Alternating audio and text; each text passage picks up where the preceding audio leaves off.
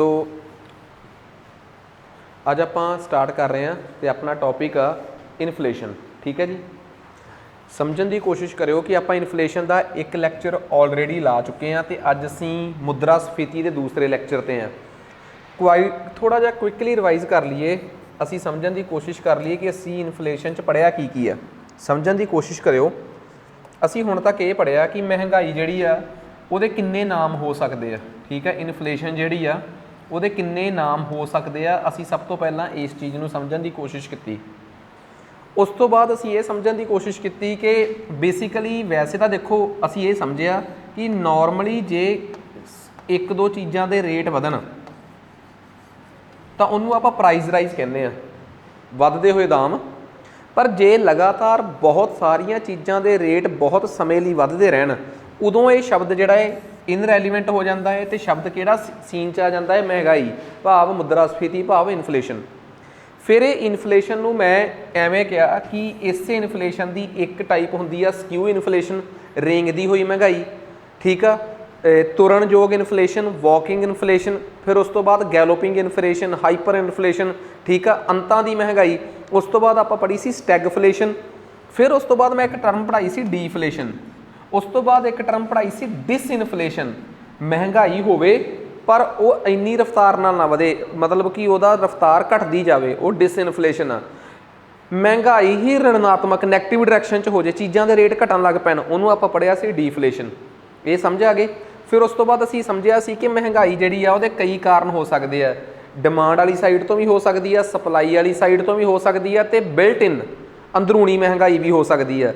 जे demand वध जे तो एक टाइप की महंगाई, सप्लाई घट जे तो दूजे टाइप की महंगाई।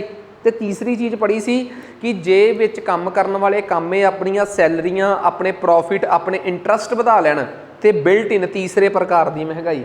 उस तो बाद मैं तुहानूं दस्सिया सी कि महंगाई जिहड़ी आ इनू इहदे च मैं कहा सी कि इन्फ्लेशन सिर्फ किसी एक पर्टिकुलर चीज़ का रेट एक जगह तो वध के दूजी जगह पर पहुँचना नहीं हुंदा। एक कॉन्सैप्ट इहदे च होर आउंदा है वेटेज का। जे रोज़मर्रा की जिंदगी च वरतियां जाण वालियां चीज़ां च थोड़ा भी रेट का फर्क पवे तो महंगाई ज़्यादा इंपैक्ट हुंदी है। तो जे बहुत घट साल च वरतियां जाण वालियां चीज़ां जिवें शूज़ हो गए, जीन की पैंट हो गई, जिहड़े कि आम लोगों की जिंदगी च फ्रीकुएंटली वरतियां जाण वालियां चीज़ां नहीं, उन्हां दे रेट च जे ज़्यादा बदलाव भी होवे वो भी कई बारी इन्फ्लेशन नूं जन्म नहीं दिंदा। सो आपां एक लैसपेयर्स का फार्मूला यूज़ किया सी, वेटेज का कॉन्सैप्ट। खैर ये भी आपां समझ लिया। उस तो बाद अगली चीज़ अपने को आ गई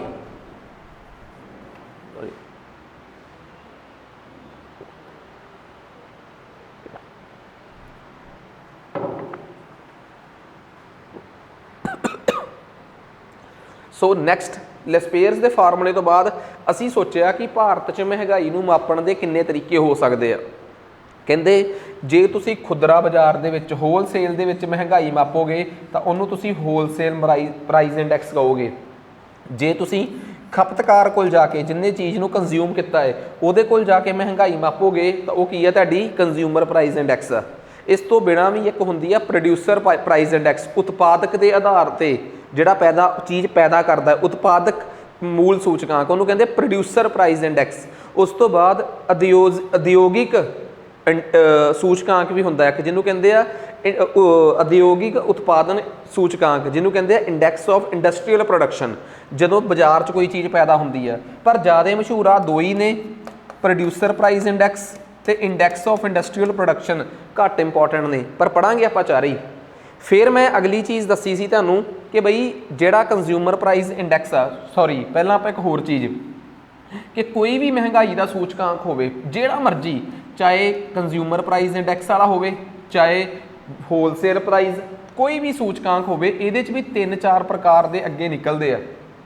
जिवें पहली हुंदी आ हैडलाइन इन्फ्लेशन, सारिया चीज़ों की इन्फ्लेशन। जे मैं सारिया चीज़ों नूं कट्ठे जोड़ के महंगाई मापां तो उन्होंने कहते हैं हैडलाइन इन्फ्लेशन। जिवें सपोज करो जिन्नियां भी आइटम्स तुहाडे दिमाग च आउंदियां, AC कूलर, पक्खा, पानी, रोटी, सेब, केले, सब कुछ मिला के हर एक चीज़ की नूं काउंट करके सारिया आइटमां काउंट करके महंगाई कड्डां तो उन्होंने कहते हैं हैडलाइन इन्फ्लेशन। ठीक है, फिर आउंदी आ फूड एंड फ्यूल इन्फ्लेशन, मतलब कि अनाज ते ਇੰਧਣ ਵਾਲੀ ਮਹਿੰਗਾਈ, ਜਦੋਂ ਸਿਰਫ ਅਸੀਂ ਭੋਜਨ ਤੇ ਫਿਊਲ ਨਾਲ ਸੰਬੰਧਿਤ ਚੀਜ਼ਾਂ ਦੀ ਮਹਿੰਗਾਈ ਦਾ ਰੇਟ ਮਾਪਦੇ ਆ ਤੇ ਉਹਨੂੰ ਕਹਿੰਦੇ ਆ ਫੂਡ ਐਂਡ ਫਿਊਲ ਇਨਫਲੇਸ਼ਨ। ਜੇ ਇਹਦੇ ਚੋਂ ਇਹਨੂੰ ਘਟਾ ਦਈਏ ਤਾਂ ਫਿਰ ਇੱਕ ਤੀਸਰੀ ਜਿਹੜੀ ਕੋਰ ਇਨਫਲੇਸ਼ਨ ਨਿਕਲਦੀ ਆ। ਇਹ 3 ਪ੍ਰਕਾਰ ਦੀ ਇਨਫਲੇਸ਼ਨ ਸਾਡੀ ਮਸ਼ਹੂਰ ਆ। ਤੁਸੀਂ ਚਾਹੇ ਕੰਜ਼ਿਊਮਰ ਪ੍ਰਾਈਸ 'ਚ ਚਲੇ ਜਾਓ ਤਾਂ ਵੀ 3 ਪ੍ਰਕਾਰ ਦੀ ਇਨਫਲੇਸ਼ਨ, ਤੁਸੀਂ ਚਾਹੇ ਹੋਲਸੇਲ 'ਚ ਚਲੇ ਜਾਓ ਤਾਂ ਵੀ 3 ਪ੍ਰਕਾਰ ਦੀ, ਹਰ ਪ੍ਰਕਾਰ ਦੀ ਇਨਫਲੇਸ਼ਨ। ਕਹਿੰਦੇ ਆ ਅਸਲੀ ਇੱਕ ਦੇਸ਼ ਦੀ ਤਰੱਕੀ ਇਸ ਇਨਫਲੇਸ਼ਨ ਤੋਂ ਪਤਾ ਲੱਗਦੀ ਹੈ, ਕਿਉਂਕਿ ਫੂਡ ਫਿਊਲ ਦੀ ਇਨਫਲੇਸ਼ਨ ਤਾਂ ਕਈ ਵਾਰੀ ਦਿਨਾਂ 'ਚ ਹੀ ਬਦਲ ਜਾਂਦੀ ਹੈ, ਦਿਨਾਂ 'ਚ ਚੀਜ਼ਾਂ ਦੇ ਰੇਟ ਵੱਧ ਕੇ ਘਟ ਜਾਂਦੇ ਆ। ਆਹ ਵਾਲੀ ਇਨਫਲੇਸ਼ਨ ਕੋਰ ਇਨਫਲੇਸ਼ਨ ਇਹ ਜ਼ਿਆਦਾ ਸਟੇਬਲ ਹੁੰਦੀ ਹੈ। ਇਹ ਜੇ ਲਗਾਤਾਰ ਤੁਹਾਡੇ ਦੇਸ਼ 'ਚ ਨਜਾਇਜ਼ ਵੱਧ ਰਹੀ ਆ ਤਾਂ ਸੰਕਟ ਆ, ਵੱਧ ਹੀ ਨਹੀਂ ਰਹੀ ਤਾਂ ਵੀ ਸੰਕਟ ਆ, ਕਿਉਂਕਿ ਫਿਰ ਡੀਫਲੇਸ਼ਨ ਦੀ ਸਿਚੁਏਸ਼ਨ ਆ। ਠੀਕ ਆ, ਤੇ ਜੇ ਬਾਈ ਚਾਂਸ ਥੋੜੀ ਥੋੜੀ ਵੱਧ ਰਹੀ ਆ ਫਿਰ ਵੀ ਸੰਕਟ ਆ ਕਿ ਉਹ ਡਿਸਇਨਫਲੇਸ਼ਨ ਦੀ। 2 ਤੋਂ ਲੈ ਕੇ 6% ਦੇ ਵਿੱਚ ਤਾਂ ਮਹਿੰਗਾਈ ਹੈਲਦੀ ਆ, ਚੰਗੀ ਸਿਹਤ ਵਾਲੀ ਮਹਿੰਗਾਈ ਮੰਨੀ ਜਾਂਦੀ ਹੈ। ਸੋ ਆਹ ਚੀਜ਼ਾਂ ਪੜ੍ਹੀਆਂ ਸੀ ਆਪਾਂ। ਇਸ ਤੋਂ ਬਾਅਦ ਫਿਰ ਮੈਂ ਪੜ੍ਹਾਇਆ ਸੀ ਤੁਹਾਨੂੰ ਕੰਜ਼ਿਊਮਰ ਪ੍ਰਾਈਸ ਇੰਡੈਕਸ, ਕਿ ਖਪਤਕਾਰ ਮੁੱਲ ਸੂਚਕਾਂਕ ਪੜ੍ਹਦੇ ਆ। ਠੀਕ ਆ, ਕੰਜ਼ਿਊਮਰ ਪ੍ਰਾਈਸ ਇੰਡੈਕਸ ਜਿਹੜਾ ਸੀਗਾ ਫਿਰ ਆਪਾਂ ਇਹ ਪੜ੍ਹਿਆ ਸੀਗਾ। ਠੀਕ ਆ, ਸੋ ਕੰਜ਼ਿਊਮਰ ਪ੍ਰਾਈਸ ਇੰਡੈਕਸ ਜਿਹੜਾ ਹੈ ਉਹ ਪੇਂਡੂ ਇਲਾਕਿਆਂ ਲਈ ਅੱਡ ਮਾਪਿਆ ਜਾਂਦਾ ਹੈ, ਸ਼ਹਿਰੀ ਇਲਾਕਿਆਂ ਲਈ ਅੱਡ ਮਾਪਿਆ ਜਾਂਦਾ ਹੈ। ਤੇ ਇਸ ਤੋਂ ਬਾਅਦ ਜੇ ਆਪਾਂ ਗੱਲ ਕਰੀਏ ਫਿਰ ਜੇ ਮੈਂ ਕਹਾਂ ਇੰਡਸਟਰੀਅਲ ਵਰਕਰਸ ਵਾਸਤੇ ਅੱਡ ਕੰਜ਼ਿਊਮਰ ਪ੍ਰਾਈਸ ਇੰਡੈਕਸ, ਰੂਰਲ ਜਿਹੜੇ ਪੇਂਡੂ ਮਜ਼ਦੂਰ ਉਹਨਾਂ ਲਈ ਅੱਡ, ਖੇਤੀਬਾੜੀ ਮਜ਼ਦੂਰਾਂ ਲਈ ਅੱਡ ਮਾਪਿਆ ਜਾਂਦਾ ਹੈ। ਸੋ ਇਹ 3 ਮੇਜਰ ਕਰਦੀ ਹੈ ਕੌਣ? Labour ministry. ਇਹਨੂੰ ਅੰਕ ਗਣਿਤ ਮੰਤਰਾਲਾ ਜਿਹਨੂੰ ਅਸੀਂ ਕਹਿੰਦੇ ਮੌਸਪੀ, ਇਹਨਾਂ ਦਾ ਬੇਸ ਈਅਰ 11-12 ਹੈ। ਇਹਦੇ ਬੇਸ ਈਅਰ ਹਰ ਇੱਕ ਦੇ ਅੱਡੋ ਅੱਡ ਆ, ਕਿਸੇ ਦਾ 2016 ਹੈ, ਕਿਸੇ ਦਾ 2001 ਆ। ਬੇਸ ਈਅਰ ਵੀ ਪੇਪਰ 'ਚ ਆਉਂਦੇ ਆ। ਇਹਨਾਂ 'ਚੋਂ ਕਿਹੜਾ ਮਨਰੇਗਾ ਨਾਲ ਅਟੈਚ ਆ, ਕਿਹਦੇ ਨਾਲ ਤੁਹਾਡਾ ਸਰਕਾਰੀ ਮੁਲਾਜ਼ਮਾਂ ਦਾ DA ਅਟੈਚ ਆ, ਕਿਹਦੇ ਨਾਲ ਮਨਰੇਗਾ ਵਰਕਰਸ ਅਟੈਚ ਆ, ਇਹ ਸਭ ਪੇਪਰਾਂ 'ਚ ਆਉਂਦਾ ਹੈ। ਉਹ ਮੈਂ ਸਾਰਾ ਡਿਟੇਲ 'ਚ ਪੜ੍ਹਾਇਆ ਸੀਗਾ। ਉਮੀਦ ਕਰਦਾ ਕਿ ਇੱਥੋਂ ਤੱਕ ਜਿਹੜੇ 1-2 ਵਿੱਚ ਛੋਟੇ ਟੌਪਿਕ ਆਪਾਂ ਸਕਿਪ ਕੀਤੇ ਸੀ ਉਹ ਜਾਣ ਬੁੱਝ ਕੇ ਉਹ ਆਪਾਂ ਕਵਰ ਕਰਾਂਗੇ। ਠੀਕ ਹੈ ਜੀ, ਇੱਥੋਂ ਤੱਕ ਦੱਸੋ ਜੀ, ਗੱਲ ਸਮਝ ਆ ਗਈ? ਉਮੀਦ ਕਰਦਾ ਕਿ ਇਹ ਕਨਸੈਪਟ ਕਲੀਅਰ ਹੋ ਗਿਆ ਹੋਊਗਾ। ਹੁਣ ਆਪਾਂ ਇਸ ਤੋਂ ਅੱਗੇ ਅੱਜ ਕੰਟੀਨਿਊ ਕਰਦੇ ਹਾਂ। ਤੇ ਇਹ ਮੈਂ ਤੁਹਾਨੂੰ ਦੱਸਦਾ ਕਿ ਇਹ ਸਾਰਾ ਕੁਝ ਕਰਨ ਤੋਂ ਬਾਅਦ calculation of inflation in India, Bharat ਦੇ ਵਿੱਚ ਖਪਤਕਾਰ ਮੁੱਲ ਸੂਚਕਾਂਕ, ਥੋਕ ਮੁੱਲ ਸੂਚਕਾਂਕ ਤੇ ਉਦਯੋਗਿਕ ਉਤਪਾਦਨ ਸੂਚਕਾਂਕ। ਇੱਕ ਹੋਰ ਆ ਸਾਡੇ ਦੇਸ਼ 'ਚ ਪ੍ਰੋਡਿਊਸਰ ਪ੍ਰਾਈਸ ਇੰਡੈਕਸ, ਉਹ ਸਾਡੇ ਦੇਸ਼ 'ਚ ਨਹੀਂ ਮੇਜਰ ਹੁੰਦਾ ਪਰ ਦੁਨੀਆ ਦੇ ਕਈ ਦੇਸ਼ਾਂ 'ਚ ਹੁੰਦਾ ਹੈ। ਸਾਡੇ 'ਚ GDP ਨੂੰ ਵੀ ਮੰਨਿਆ ਜਾਂਦਾ ਹੈ ਕਿ ਇਹ ਵੀ ਇੱਕ ਮਹਿੰਗਾਈ ਮਾਪਣ ਦਾ ਇੱਕ ਸਰੋਤ ਹੈਗਾ ਹੈ। ਸੌਰੀ। ਸੋ ਉਸ ਤੋਂ ਬਾਅਦ ਆਪਾਂ ਆ ਗਏ ਸੀ ਅੱਗੇ। ਸਭ ਤੋਂ ਪਹਿਲਾਂ ਆਪਾਂ ਗੱਲ ਕੀਤੀ ਸੀ ਇਹਦੀ ਕੰਜ਼ਿਊਮਰ ਪ੍ਰਾਈਸ ਇੰਡੈਕਸ ਦੀ।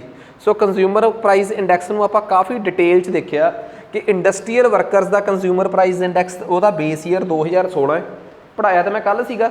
ਫਿਰ ਉਸ ਤੋਂ ਬਾਅਦ ਆਪਾਂ ਦੇਖਿਆ ਐਗਰੀਕਲਚਰ ਲੇਬਰ ਵਾਲਿਆਂ ਦਾ ਬੇਸ ਈਅਰ 86-87 ਹੈ, ਤੇ ਇੰਡਸਟਰੀਅਲ ਵਰਕਰਸ ਜਿਹੜਾ ਰੂਰਲ ਵਰਕਰਸ ਇਹਨਾਂ ਦਾ ਬੇਸ ਈਅਰ ਵੀ 86-87 ਹੈ। ਠੀਕ ਆ, ਇਹ ਡਿਟੇਲ 'ਚ ਪੜ੍ਹਿਆ। ਤੇ ਉਸ ਤੋਂ ਬਾਅਦ ਅਸੀਂ ਇਹਦੇ 'ਚ ਅਗਲੀ ਚੀਜ਼ ਜਿਹੜੀ ਇਹਦੇ 'ਚ ਇੰਪੋਰਟੈਂਟ ਸੀ, ਇੱਥੋਂ ਸ਼ੁਰੂ ਕਰਨਾ ਸੀ ਆਪਾਂ। ਕਹਿੰਦਾ ਜੇ ਅਸੀਂ ਭਾਰਤ ਸਰਕਾਰ ਦਾ, ਹੁਣ ਗੱਲ ਇਹ ਆ ਦੇਖੋ ਇੱਕ ਗੱਲ ਬੜੀ ਕਲੀਅਰ ਆ, ਬਸ ਪਹਿਲਾ ਚੈਪਟਰ ਪੜ੍ਹਾਉਂਦੇ ਹੋਏ ਮੇਰੇ ਕੋਲ ਇੱਕ ਅਣਗਹਿਲੀ ਹੋ ਗਈ ਕਿ ਪਹਿਲਾ ਚੈਪਟਰ GDP ਵਾਲਾ ਪੜ੍ਹਾਇਆ ਤੇ ਮੈਂ ਨਾ ਇੱਕ ਇਸ ਸਾਲ ਦਾ ਇਕਨੋਮਿਕ ਸਰਵੇ ਹੋਇਆ ਜਿਹੜਾ ਭਾਰਤ ਸਰਕਾਰ ਦਾ ਆਫੀਸ਼ੀਅਲ ਇਕਨੋਮਿਕ ਸਰਵੇ, ਉਹਦੇ 'ਚੋਂ GDP ਵਾਲਾ ਚੈਪਟਰ ਨਹੀਂ ਪੜ੍ਹਾਇਆ। ਜਦ ਕਿ ਜੇ ਮੈਂ ਉਹ ਪੜ੍ਹਾ ਦਿੰਦਾ ਤਾਂ ਤੁਹਾਨੂੰ ਨਾ ਇਸ ਸਾਲ ਦੀ ਓਰੀਜਨਲ ਅੰਕੜੇ ਸਮਝ ਆ ਜਾਂਦੇ। ਵੈਸੇ ਵੀ ਇੱਕ ਗੱਲ ਹੋਰ, ਇਕਨੋਮਿਕਸ ਪੜ੍ਹਾਉਣ ਦਾ ਮਤਲਬ ਪਤਾ ਕੀ ਆ ਕਿ ਤੁਹਾਨੂੰ ਦੇਸ਼ ਦਾ ਇਕਨੋਮਿਕ ਸਰਵੇ ਸਮਝ ਆ ਗਿਆ ਕਿ ਨਹੀਂ। ਖੈਰ ਜੇ ਤੁਸੀਂ ਆਪਣਾ ਇਕਨੋਮਿਕ ਸਰਵੇ ਪੜ੍ਹੋਗੇ ਵੀ, ਆਰਥਿਕ ਸਰਵੇਖਣ ਜੋ ਭਾਰਤ ਦਾ ਹੈ, ਪੰਜਾਬ ਦਾ ਇਕਨੋਮਿਕ ਸਰਵੇ ਤਾਂ ਬਹੁਤ ਸਿੰਪਲ ਆ, ਬਹੁਤ ਸਟ੍ਰੇਟ ਫਾਰਵਰਡ ਆ, ਉਹਦਾ ਸਿੱਧਾ ਹੀ ਸਮਝ ਆ ਜਾਂਦਾ ਭਾਵੇਂ ਕਿਸੇ ਨੂੰ ਮਾੜੀ ਮੋਟੀ ਇਕਨੋਮਿਕਸ ਦੀ ਸਮਝ ਆ। ਪਰ ਇੰਡੀਆ ਦਾ ਇਕਨੋਮਿਕ ਸਰਵੇ ਥੋੜ੍ਹਾ ਜਿਹਾ ਟਿਪੀਕਲ ਆ। ਖੈਰ ਮੈਂ ਇਕਨੋਮਿਕ ਸਰਵੇ, ਮੈਂ ਇਨਫਲੇਸ਼ਨ ਵਾਲਾ ਚੈਪਟਰ ਪੜ੍ਹਾਉਂਦੇ ਹੋਏ ਇਸ ਗੱਲ ਦਾ ਖਾਸ ਧਿਆਨ ਰੱਖੂੰਗਾ ਤੇ ਅਗਲੇ ਸਾਰੇ ਚੈਪਟਰ ਜਿਹੜਾ ਵੀ ਚੈਪਟਰ ਪੜ੍ਹਾਵਾਂਗੇ ਉਹ ਇਕਨੋਮਿਕ ਸਰਵੇ 'ਚ ਜ਼ਰੂਰ ਪੜ੍ਹਾਵਾਂਗੇ ਆਪਾਂ। ਠੀਕ ਆ, ਆ ਲਓ ਜੀ ਇਕਨੋਮਿਕ ਸਰਵੇ ਜਿਹੜਾ ਇਸ ਸਾਲ ਦਾ ਇਕਨੋਮਿਕ ਸਰਵੇ ਆ ਸਾਡਾ। ਤੇ ਜੇ ਕੋਈ ਮੈਨੂੰ ਕਵੇ ਇਸ ਸਾਲ ਦੇ ਇਕਨੋਮਿਕ ਸਰਵੇ 'ਚ ਆਈ ਥਿੰਕ ਇਹ ਚੈਪਟਰ ਨੰਬਰ 6 ਆ ਭਾਰਤ ਸਰਕਾਰ ਦਾ ਜਿਹੜਾ ਆਫੀਸ਼ੀਅਲ, ਫਿਲਹਾਲ ਇਹਨੂੰ ਮੈਂ ਇੰਗਲਿਸ਼ 'ਚ ਹੀ ਰੱਖਿਆ ਇਕੱਲਾ। ਠੀਕ ਆ, ਇਹ ਤੇ ਇਹਦੇ 'ਚ ਕੁਛ ਜ਼ਿਆਦਾ ਕੱਢਣ ਪਾਉਣ ਨੂੰ ਹੈ ਹੀ ਨਹੀਂ, ਸਿਰਫ ਕੁਛ ਫੋਟੋਜ਼ ਹੀ ਦਿਖਾਉਣੀਆਂ ਤੁਹਾਨੂੰ ਮੈਂ। ਤਾਂ ਕਰਕੇ ਦੇਖੋ ਜੇ ਤੁਸੀਂ ਭਾਰਤ ਦਾ ਇਕਨੋਮਿਕ ਸਰਵੇ ਡਾਊਨਲੋਡ ਕਰੋਗੇ, ਠੀਕ ਆ, ਤੇ ਉਹਨੂੰ ਤੁਸੀਂ ਪੜ੍ਹਨ ਦੀ ਕੋਸ਼ਿਸ਼ ਕਰੋਗੇ, ਮੈਂ ਕੁਛ ਕੁ ਸਿਲੈਕਟਿਡ ਜਿਹੇ ਵਰਡ ਲਿਖੇ ਆ ਇਹਦੇ 'ਚ। ਉਹਨਾਂ ਨੇ ਪਤਾ ਕੀ ਦੱਸਿਆ ਹੋਇਆ ਕਿ ਭਾਰਤ ਸਰਕਾਰ ਜਿਹੜਾ ਹੈ ਉਹ ਆਪਣੀ RBI ਦੇ ਟਾਰਗੇਟਸ ਨੂੰ ਮੰਨਦਾ ਹੈ। ਭਾਰਤ ਸਰਕਾਰ ਕਹਿੰਦਾ RBI ਦਾ ਟਾਰਗੇਟ ਆ 4 + - 2, ਆਹੀ ਹੈ ਨਾ। कि 2 ਤੋਂ ਲੈ ਕੇ 6% तक महंगाई।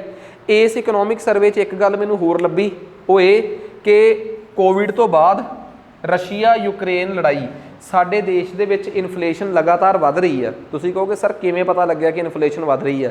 क्योंकि सानू WPI ते CPI दे आंकड़े दसदे आ।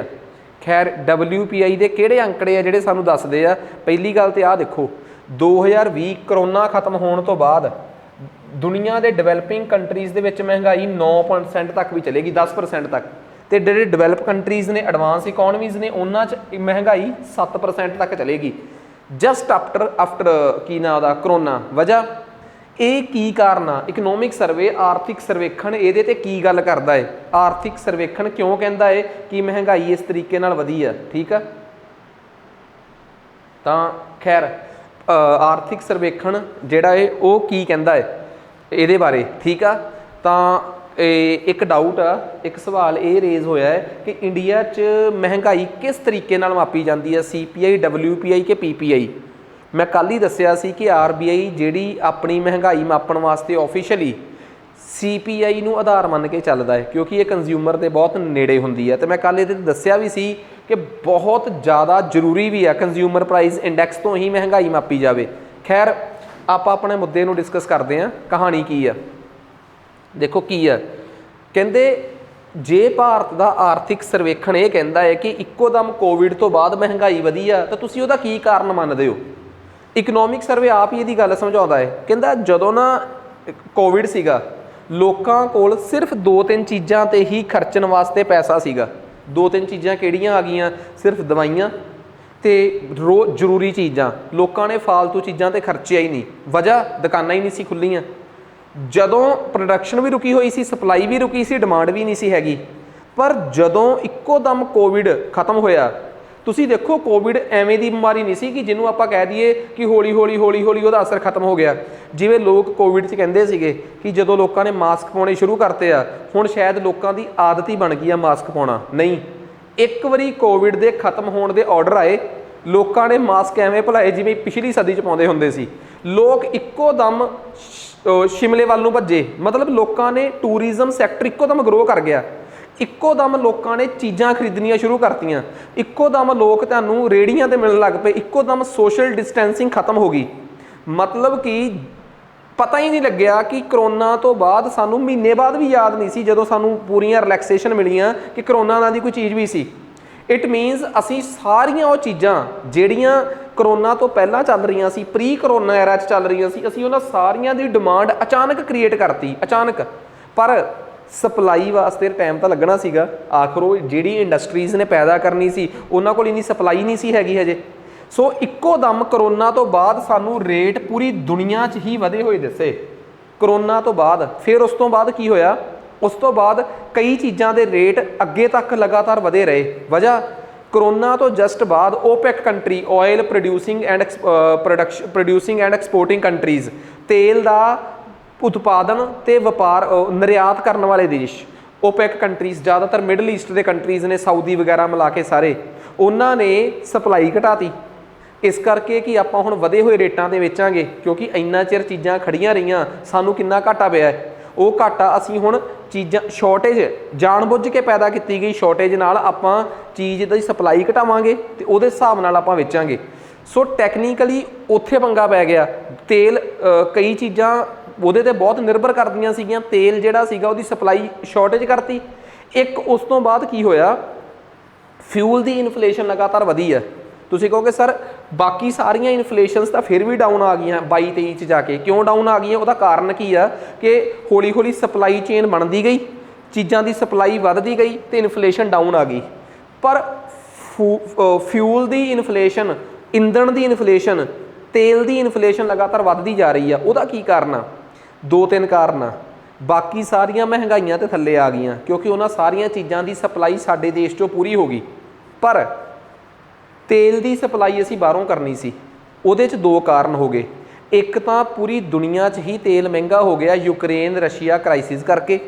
एक उन्होंने देशों ने जिहड़ी सप्लाई घटाई सी करोना तो बाद, उन्होंने खुल के ओपन नहीं किया। तीसरी गल, इंडिया का रुपया भी करोना तो बाद डैप्रीशिएट होया है, घटिया है। ਜਦੋਂ ਤੁਹਾਡਾ ਪੈਸਾ ਕਮਜ਼ੋਰ ਹੋਵੇ ਤਾਂ ਤੁਹਾਡੇ ਇੰਪੋਰਟ ਹਮੇਸ਼ਾ ਹੀ ਮਹਿੰਗੇ ਹੋ ਜਾਂਦੇ ਆ, ਤੁਹਾਡਾ ਆਯਾਤ ਹਮੇਸ਼ਾ ਹੀ ਮਹਿੰਗਾ ਹੋ ਜਾਂਦਾ ਹੈ। ਪੰਜਾਬੀ 'ਚ ਕਿਉਂ? ਮੰਨ ਲਓ ਕਿ ਤੇਲ ਜਿਹੜਾ ਹੈ $5 ਦਾ ਮਿਲੂਗਾ ਤੁਹਾਨੂੰ, ਠੀਕ ਹੈ, ਜਿੰਨਾ ਤੇਲ ਤੁਹਾਨੂੰ ਚਾਹੀਦਾ ਹੈ, ਤੁਹਾਨੂੰ 8 ਲੀਟਰ ਤੇਲ ਚਾਹੀਦਾ, ਉਹ $5 ਦਾ ਹੈ। ਪਹਿਲਾਂ $1 60 ਰੁਪਏ ਦੇ ਬਰਾਬਰ ਆ, ਤੇ ਹੁਣ ਹੋ ਗਿਆ 80 ਰੁਪਏ ਦੇ। ਪਹਿਲਾਂ 300 ਰੁਪਏ ਦੇ ਕੇ ਖੜਾ ਛਡਾਉਣਾ ਪੈਣਾ ਸੀਗਾ, ਤੇ ਹੁਣ 400 ਰੁਪਏ 'ਚ ਉਹੀ ਤੇਲ ਮਿਲਣਾ। ਇਟ ਮੀਨਸ ਤੁਹਾਡੇ ਰਿਸੋਰਸਿਸ ਤਾਂ ਜ਼ਿਆਦਾ ਹੀ ਖਪਤ ਹੋਏ। ਤੁਹਾਡੇ ਪੈਸੇ ਦੀ ਡੈਪਰੀਸੀਏਸ਼ਨ, ਪੈਸੇ ਦਾ ਕਮਜ਼ੋਰ ਹੋਣਾ ਵੀ ਇੱਕ ਕਾਰਨ ਸੀ, ਕਿਉਂਕਿ ਜਦੋਂ ਤੁਹਾਡਾ ਪੈਸਾ ਕਮਜ਼ੋਰ ਹੋਊਗਾ, ਦੇਸ਼ ਦੇ ਅੰਦਰ ਵਾਲੀਆਂ ਚੀਜ਼ਾਂ ਦਾ ਤਾਂ ਪਤਾ ਨਹੀਂ, ਪਰ ਬਾਹਰੋਂ ਆਉਣ ਵਾਲੀਆਂ ਚੀਜ਼ਾਂ ਡੈਫੀਨੇਟਲੀ ਕੀ ਹੋ ਜਾਣਗੀਆਂ? ਮਹਿੰਗੀਆਂ ਹੋਣਗੀਆਂ। ਤੇ ਤੁਹਾਡੇ ਦੇਸ਼ ਦੇ ਅੰਦਰੋਂ ਬਾਹਰ ਜਾਣ ਵਾਲੀਆਂ ਚੀਜ਼ਾਂ ਕੀ ਹੋਣਗੀਆਂ? ਸਸਤੀਆਂ ਹੋਣਗੀਆਂ। ਇੱਕ ਹਿੰਟ ਦਿੰਦਾ, ਮੈਂ ਅਗਲੇ ਚੈਪਟਰ 'ਚ ਪੜ੍ਹਾਊਂਗਾ। ਜਦੋਂ ਤੁਹਾਡਾ ਪੈਸਾ ਡੈਪਰੀਸ਼ੀਏਟ ਹੁੰਦਾ ਨਾ, ਤੁਹਾਡੇ ਦੇਸ਼ ਦੇ ਅੰਦਰ ਚੀਜ਼ਾਂ ਸਸਤੀਆਂ ਹੋ ਜਾਂਦੀਆਂ ਬਾਹਰਲਿਆਂ ਲਈ, ਕਿਉਂਕਿ ਪੈਸਾ ਕਮਜ਼ੋਰ ਹੋ ਗਿਆ। ਉਹਨਾਂ ਨੂੰ ਪਤਾ ਹੈ ਕਿ ਇੰਡੀਆ 'ਚ ਆਹ ਚੀਜ਼ 400 ਰੁਪਏ ਦੀ ਆ, ਪਹਿਲਾਂ $1 ਬਰਾਬਰ ਹੈ 80 ਰੁਪਏ ਸੀ, ਤਾਂ ਉਹਨਾਂ ਨੂੰ ਕਿੰਨੇ ਡਾਲਰ ਖਰਚਣੇ ਪਏ? 5। ਚੀਜ਼ ਉਹ ਸਾਡੇ ਦੇਸ਼ 'ਚ 400 ਰੁਪਏ ਦੀ ਆ, ਪਰ ਪੈਸਾ $1 ਬਰਾਬਰ ਹੈ 100 ਰੁਪਈਆ ਹੋ ਗਿਆ, ਕਮਜ਼ੋਰ ਹੋ ਗਿਆ ਪੈਸਾ। ਹੁਣ ਉਹਨਾਂ ਨੂੰ $4 'ਚ ਹੀ ਮਿਲ ਗਈ। ਸਾਡੇ ਦੇਸ਼ 'ਚ ਜਿਹੜੇ ਲੋਕਾਂ ਨੇ ਐਕਸਪੋਰਟ ਕਰਨਾ ਹੁੰਦਾ ਨਾ, ਉਹ ਤਾਂ ਖੁਸ਼ੀ ਮਨਾਉਂਦੇ ਆ ਕਿ ਸਾਡਾ ਪੈਸਾ ਕਮਜ਼ੋਰ ਹੋ ਗਿਆ, ਸਾਡੀ ਚੀਜ਼ ਬਾਹਰਲਿਆਂ ਨੂੰ ਸਸਤੀ ਫੀਲ ਹੋਊਗੀ, ਉਹ ਜ਼ਿਆਦਾ ਖਰੀਦ ਕੇ ਲੈ ਕੇ ਜਾਣਗੇ। ਐਕਸਪੋਰਟਰਸ ਹਮੇਸ਼ਾ ਚਾਹੁੰਦੇ ਆ ਕਿ ਦੇਸ਼ ਦੀ ਕਰੰਸੀ ਕੀ ਹੋਵੇ? ਘਟੇ, ਡੈਪਰੀਸ਼ੀਏਟ ਹੋਵੇ, ਕਮਜ਼ੋਰ ਹੋਵੇ। ਕਮਜ਼ੋਰ ਹੋਣ ਦਾ ਮਤਲਬ ਆ ਡਾਲਰ ਦੇ ਮਗਰ 80 ਰੁਪਇਆ, ਹੁਣ ਬਣ ਗਿਆ ਡਾਲਰ ਦੇ ਮਗਰ 100 ਰੁਪਈਆ। ਤੁਸੀਂ ਕਹਿ ਦਿਓ ਸਰ 80 ਦੀ ਜਗ੍ਹਾ ਤੇ 100 ਦਾ ਹੋ ਗਿਆ, ਸਟਰੋਂਗ ਹੀ ਹੋਇਆ ਹੈ। ਫਿਰ ਇਹ ਬੜੀ ਮੂਰਖਤਾ ਵਾਲੀ ਗੱਲ ਆ। ਪਹਿਲਾਂ 80 ਰੁਪਏ ਦੇ ਕੇ ਡਾਲਰ ਆ ਜਾਂਦਾ ਸੀ, ਹੁਣ 100 ਰੁਪਏ ਦੇ ਕੇ ਡਾਲਰ ਆਉਂਦਾ ਹੈ। ਕਮਜ਼ੋਰ ਹੋਇਆ ਇਹ, ਤਾਕਤਵਰ ਨਹੀਂ। ਇਹਨੂੰ ਕਹਿੰਦੇ ਆ ਡੈਪਰੀਸ਼ੀਏਸ਼ਨ ਆਫ ਰੂਪੀ। ਖੈਰ ਮੈਂ ਕਿੱਥੇ ਉਲਝ ਗਿਆ ਬੈਲੈਂਸ ਆਫ ਪੇਮੈਂਟ ਵਾਲੇ ਚੈਪਟਰ 'ਚ, ਆਪਾਂ ਵਾਪਸ ਆ ਜਾਈਏ। ਪਰ ਫਿਰ ਵੀ ਆਹ ਡੈਪਰੀਸੀਏਸ਼ਨ ਬਾਰੇ ਮਾੜੀ ਜੀ ਗੱਲ ਦੱਸਣੀ ਜ਼ਰੂਰੀ ਹੈ ਨਾ, ਕਿਉਂਕਿ ਨਹੀਂ ਤਾਂ ਤੁਹਾਨੂੰ ਇਨਫਲੇਸ਼ਨ ਹੀ ਨਹੀਂ ਸਮਝ ਆਉਣੀ। ਦੇਸ਼ ਦੇ ਅੰਦਰੋਂ ਹੀ ਸਪਲਾਈ ਕਰ ਦਿਓ ਚੀਜ਼ ਦੀ, ਫਿਰ ਤਾਂ ਐਕਸਚੇਂਜ ਰੇਟ ਦਾ ਕੋਈ ਰੋਲ ਹੀ ਨਹੀਂ ਹੈਗਾ। ਪਰ ਐਕਸਚੇਂਜ ਰੇਟ ਦਾ ਰੋਲ ਇਨਫਲੇਸ਼ਨ 'ਚ ਉਦੋਂ ਆਉਂਦਾ ਹੈ ਜਦੋਂ ਕਿਸੇ ਚੀਜ਼ ਨੂੰ ਕੀ ਕਰਨਾ ਹੋਵੇ? ਇੰਪੋਰਟ ਕਰਨਾ ਹੋਵੇ, ਕਿਉਂਕਿ ਉਦੋਂ ਜੇ ਤੁਹਾਡਾ ਪੈਸਾ ਕਮਜ਼ੋਰ ਆ ਤਾਂ ਤੁਹਾਡੇ ਦੇਸ਼ 'ਚ ਇਨਫਲੇਸ਼ਨ ਵਧੂਗੀ। ਯਾਦ ਆ ਉੱਪਰ ਜਦੋਂ ਆਪਾਂ ਸਕਰੋਲ ਕਰਕੇ ਉੱਪਰੋਂ ਥੱਲੇ ਆ ਗਏ ਸੀ, ਇੱਕ ਜਗ੍ਹਾ 'ਤੇ ਲਿਖਿਆ ਆਇਆ ਸੀ ਐਕਸਚੇਂਜ ਰੇਟ। ਐਕਸਚੇਂਜ ਰੇਟ ਦੀ ਗੱਲ ਕੱਲ੍ਹ ਨਹੀਂ ਸਮਝਾਈ, ਮੈਂ ਅੱਜ ਸਮਝਾਤੀ ਆ, ਠੀਕ ਆ, ਕਿਉਂਕਿ ਕੰਟੈਕਸਟ 'ਚ ਕਿਤੇ ਨਾ ਕਿਸੇ ਕੰਟੈਕਸਟ 'ਚ ਅੱਗੇ ਸਮਝ ਆਉਣੀ ਸੀ ਇਹ ਗੱਲ। ਖੈਰ ਅੱਗੇ ਆ ਜਾਓ। ਤਾਂ ਕਹਿੰਦੇ ਭਾਰਤ ਦੇ ਵਿੱਚ ਆ ਤਾਂ ਸਾਰੀ ਸਮਝ ਆਈ ਗਈ ਤੁਹਾਨੂੰ, ਕਹਾਣੀ ਕੀ ਆ। ਹੁਣ ਅੱਗੇ ਹੋਰ ਦੇਖੋ, ਮੈਂ ਤੁਹਾਨੂੰ ਹੋਰ ਚੀਜ਼ ਦੱਸਦਾ। ਕਹਿੰਦੇ ਆਹ ਦੇਖੋ ਕੰਜ਼ਿਊਮਰ ਪ੍ਰਾਈਸ ਇੰਡੈਕਸ, ਆਹ ਲਓ ਜੀ ਕੰਜ਼ਿਊਮਰ ਪ੍ਰਾਈਸ ਇੰਡੈਕਸ ਨੂੰ ਮਾਮਲੇ 'ਚ ਹਜੇ ਆਪਾਂ ਕੰਜ਼ਿਊਮਰ ਪ੍ਰਾਈਸ ਇੰਡੈਕਸ ਹੀ ਪੜ੍ਹ ਰਹੇ ਹਾਂ ਨਾ। ਤਾਂ ਕੰਜ਼ਿਊਮਰ ਪ੍ਰਾਈਸ ਇੰਡੈਕਸ ਦੇ ਵਿੱਚ ਮੈਂ ਤੁਹਾਨੂੰ ਇੱਕ ਚੀਜ਼ ਦੱਸਾਂ। ਆ ਜਾਓ ਵਾਪਸ ਆਪਾਂ ਆਪਣੇ ਵਾਲੀ ਡਾਇਗਰਾਮ ਤੇ ਚੱਲਦੇ ਹਾਂ। ਆ ਨਹੀਂ ਆ, ਇਹ ਆਪਣਾ ਚੈਪਟਰ ਆ, ਉਹ ਆ ਆਪਣੇ ਵਾਲਾ ਡਾਇਗਰਾਮ ਆ, ਠੀਕ ਆ। ਇੱਕੋ ਹੀ ਗੱਲ ਆ, ਆਹ ਫੋਟੋ ਤੇ ਆਹ ਫੋਟੋ, ਬਸ ਇਹ ਆ ਕਿ ਉਹਨਾਂ ਦੀ ਫੋਟੋ ਜਿਹੜੀ ਆ ਉਹ ਇਹਦੇ 'ਚ ਆ ਦੇਖੋ ਕੀ ਲਿਖਿਆ, ਫੂਡ ਐਂਡ ਬੇਵਰੇਜਿਸ ਕੀ ਲਿਖਿਆ 45.9, ਤੇ ਪਾਨ ਟਬਾਕੂ ਐਂਡ ਇਨਟੌਕਸੀਕੈਂਟ ਕੀ ਲਿਖਿਆ 2.4। ਆਹ ਲਓ ਜੀ ਆਪਣੇ ਵਾਲੀ ਫੋਟੋ 2.4, ਪਾਨ ਟਬਾਕੂ ਇਨਟੌਕਸੀਕੈਂਟ, ਤੇ ਫੂਡ ਐਂਡ ਬੇਵਰੇਜਿਸ 45.9। ਹੁਣ ਇਹ ਕੀ ਆ? ਮਤਲਬ ਇਸ ਵਾਰ ਦੇ ਇਕਨੋਮਿਕ ਸਰਵੇ ਨੂੰ ਹੀ ਆਪਾਂ ਐਵੇਂ ਸਜਾ ਲਿਆ। ਹੁਣ ਇਹ ਕਹਾਣੀ ਹੈ ਕੀ ਆ? ਪਹਿਲਾਂ ਤਾਂ ਮੈਂ ਇਹ ਦੱਸਦਾ ਕਿ ਇਹਦਾ ਰੌਲਾ ਕੀ ਆ, ਸਮਝਣ ਦੀ ਕੋਸ਼ਿਸ਼ ਕਰਿਓ। ਦੇਖੋ ਜਦੋਂ ਮੈਂ ਗੱਲ ਕਰਾਂ ਕੰਜ਼ਿਊਮਰ ਪ੍ਰਾਈਸ ਇੰਡੈਕਸ ਦੀ, ਜਾਂ ਕੀ ਹਜੇ ਤੱਕ ਮੈਂ ਹੋਲਸੇਲ ਪ੍ਰਾਈਸ ਇੰਡੈਕਸ ਦੀ ਗੱਲ ਕੀਤੀ ਆ? ਨਹੀਂ, ਕੱਟ ਦਿਓ ਇਹਨੂੰ। ਹੋਲਸੇਲ ਪ੍ਰਾਈਸ ਇੰਡੈਕਸ ਦਾ ਮਤਲਬ ਹੁੰਦਾ ਆਪਣਾ ਥੋਕ ਬਾਜ਼ਾਰ, ਠੀਕ ਆ, ਜਿੱਥੇ ਤੁਹਾਨੂੰ ਸਾਰਾ ਕੁਝ ਥੋਕ 'ਚ ਮਿਲਦਾ ਹੈ। ਕੀ ਥੋਕ ਦੇ ਵਿੱਚ ਤੁਸੀਂ ਸਰਵਿਸਿਜ਼ ਜਿਹੜੀਆਂ ਨੇ ਉਹ ਅਟੇਨ ਕਰਦੇ ਹੋ? ਨਹੀਂ, ਉੱਥੇ ਤਾਂ ਸਿਰਫ ਗੁਡਸ ਦੀ ਗੱਲ ਹੁੰਦੀ ਆ। ਪਰ ਜਦੋਂ ਮੈਂ ਕੰਜ਼ਿਊਮਰ ਪ੍ਰਾਈਸ ਇੰਡੈਕਸ ਦੀ ਗੱਲ ਕਰੂੰਗਾ, ਉਦੋਂ ਤੁਸੀਂ ਜਾਂ ਤਾਂ ਫੂਡ ਬੇਵਰੇਜਿਸ ਦੀ ਗੱਲ ਕਰੋਗੇ ਕਿ ਕੰਜ਼ਿਊਮਰ ਨੂੰ ਇਹ ਕਿਹੜੇ ਭਾਅ ਮਿਲ ਰਹੀਆਂ ਹੈ, ਤੇ ਪਿਛਲੇ ਸਾਲ ਤੋਂ ਕਿੰਨੀਆਂ ਰੇਟ ਘੱਟ ਵੱਧ ਮਿਲਿਆ। ਹੈਲਥ ਐਜੂਕੇਸ਼ਨ ਵਗੈਰਾ ਵਰਗੀਆਂ ਸਰਵਿਸਿਜ਼। ਜੇ ਮੈਂ WPI ਦੀ ਗੱਲ ਕਰਦਾ ਹੁੰਦਾ ਕਿ ਉੱਥੇ ਹੈਲਥ ਐਜੂਕੇਸ਼ਨ ਸਰਵਿਸਿਜ਼ ਆਉਂਦੀਆਂ? ਨਹੀਂ, ਹੋਲਸੇਲ ਦੇ ਬਾਜ਼ਾਰ 'ਚ ਨਹੀਂ, ਇਹ ਕੰਜ਼ਿਊਮਰ ਪ੍ਰਾਈਸ ਇੰਡੈਕਸ 'ਚ ਇਹਨਾਂ ਦੀ ਵੈਲਿਊ ਹੁੰਦੀ ਹੈ। ਫਿਰ ਹਾਊਸਿੰਗ, ਘਰਾਂ ਦੇ ਰੇਟ ਨਹੀਂ, ਘਰਾਂ ਦੇ ਕਿਰਾਏ। ਕਹਿੰਦੇ ਇਹਨੂੰ ਰੂਰਲ ਏਰੀਏ 'ਚ ਕੋਈ ਵੈਲਿਊ ਨਹੀਂ ਦਿੱਤੀ ਜਾਂਦੀ, ਇਹਦੀ ਕੋਈ ਵੇਟੇਜ ਨਹੀਂ ਹੁੰਦੀ। ਚੌਥੇ ਨੰਬਰ 'ਤੇ ਫਿਊਲ ਐਂਡ ਲਾਈਟ, ਪੰਜਵੇਂ ਨੰਬਰ 'ਤੇ ਕਲੋਥਿੰਗ, ਫਿਰ ਤੰਬਾਕੂ ਤੇ ਨਸ਼ੇ ਵਗੈਰਾ। ਜੇ ਕੋਈ ਮੈਨੂੰ ਪੁੱਛੇ ਕਿ sir consumer price index calculate ਕਰਦੇ ਹੋਏ ਤੁਸੀਂ ਸਾਨੂੰ ਬਸ ਇੰਨਾ ਦੱਸ ਦਿਓ ਕਿ ਭਾਰਤ 'ਚ ਜਿੰਨੀਆਂ ਵੀ ਆਈਟਮਸ ਨੇ ਸਭ ਤੋਂ ਵੱਧ ਅਹਿਮੀਅਤ ਕਿਹਨਾਂ ਨੂੰ ਦਿੱਤੀ ਜਾਂਦੀ ਹੈ, ਤੇ ਮੈਂ ਕਹੂੰਗਾ ਜੀ ਸਭ ਤੋਂ ਵੱਧ ਅਹਿਮੀਅਤ ਫੂਡ ਐਂਡ ਬੇਵਰੇਜਿਸ ਨੂੰ ਦਿੱਤੀ ਜਾਂਦੀ ਹੈ, ਖਾਣ ਪੀਣ ਵਾਲੀਆਂ ਚੀਜ਼ਾਂ ਨੂੰ। ਦੂਜੇ ਨੰਬਰ ਤੇ ਵੈਲਿਊ ਕਿਹਦੀ ਆ, ਮੈਂ ਕਹੂੰਗਾ ਮਿਸਲੀਨੀਅਸ ਹੈਲਥ ਐਜੂਕੇਸ਼ਨ ਵਗੈਰਾ ਸਰਵਿਸਿਜ਼ ਦੀ। ਤੀਜੇ ਨੰਬਰ ਤੇ ਘਰਾਂ ਦੀ ਵੈਲਿਊ ਦੀ। ਚੌਥੇ ਨੰਬਰ ਤੇ ਫਿਊਲ ਐਂਡ ਲਾਈਟ ਦੀ। ਪੰਜਵੇਂ ਨੰਬਰ ਤੇ ਕੱਪੜਿਆਂ ਦੀ। ਫਿਰ ਜਾ ਕੇ ਪਾਨ ਟਬਾਕੂ ਦੀ। ਕੋਈ ਕਹੇ ਸਰ ਕਲੀਅਰ ਨਹੀਂ ਹੋਇਆ, ਚੈੱਕ ਕਰਾਓ ਕਿ ਵਾਕਈ ਇਹ ਸਹੀ ਆ ਚੱਕੋ ਜੀ। ਸਭ ਤੋਂ ਵੱਧ ਵੈਲਿਊ ਫੂਡ ਦੀ ਆ। ਤੇ ਇੱਕ ਗੱਲ ਹੋਰ, 45.9 ਦਾ ਮਤਲਬ ਕੀ ਹੁੰਦਾ ਹੈ? 45.9 ਦਾ ਮਤਲਬ ਹੁੰਦਾ ਹੈ ਕਿ 45.46% ਵੇਟੇਜ ਸਿਰਫ ਭੋਜਨ ਦੀ ਆ। ਵੇਟੇਜ ਦਾ ਮਤਲਬ ਇਹ ਨਹੀਂ ਕਿ ਇਹਨਾਂ ਦੀ ਮਹਿੰਗਾਈ ਜ਼ਿਆਦਾ ਆ, ਵੇਟੇਜ ਦਾ ਮਤਲਬ ਵੇਟੇਜ। ਹੁਣ ਆ ਜਾਓ ਅਗਲੀ ਗੱਲ। ਹੁਣ ਤੁਸੀਂ ਗੌਰ ਕਰਿਓ, ਕਹਿੰਦੇ ਜੇ 45% ਵੇਟੇਜ ਇਹਨਾਂ ਦੀ, ਇਹਦਾ ਕੀ ਮਤਲਬ ਆ?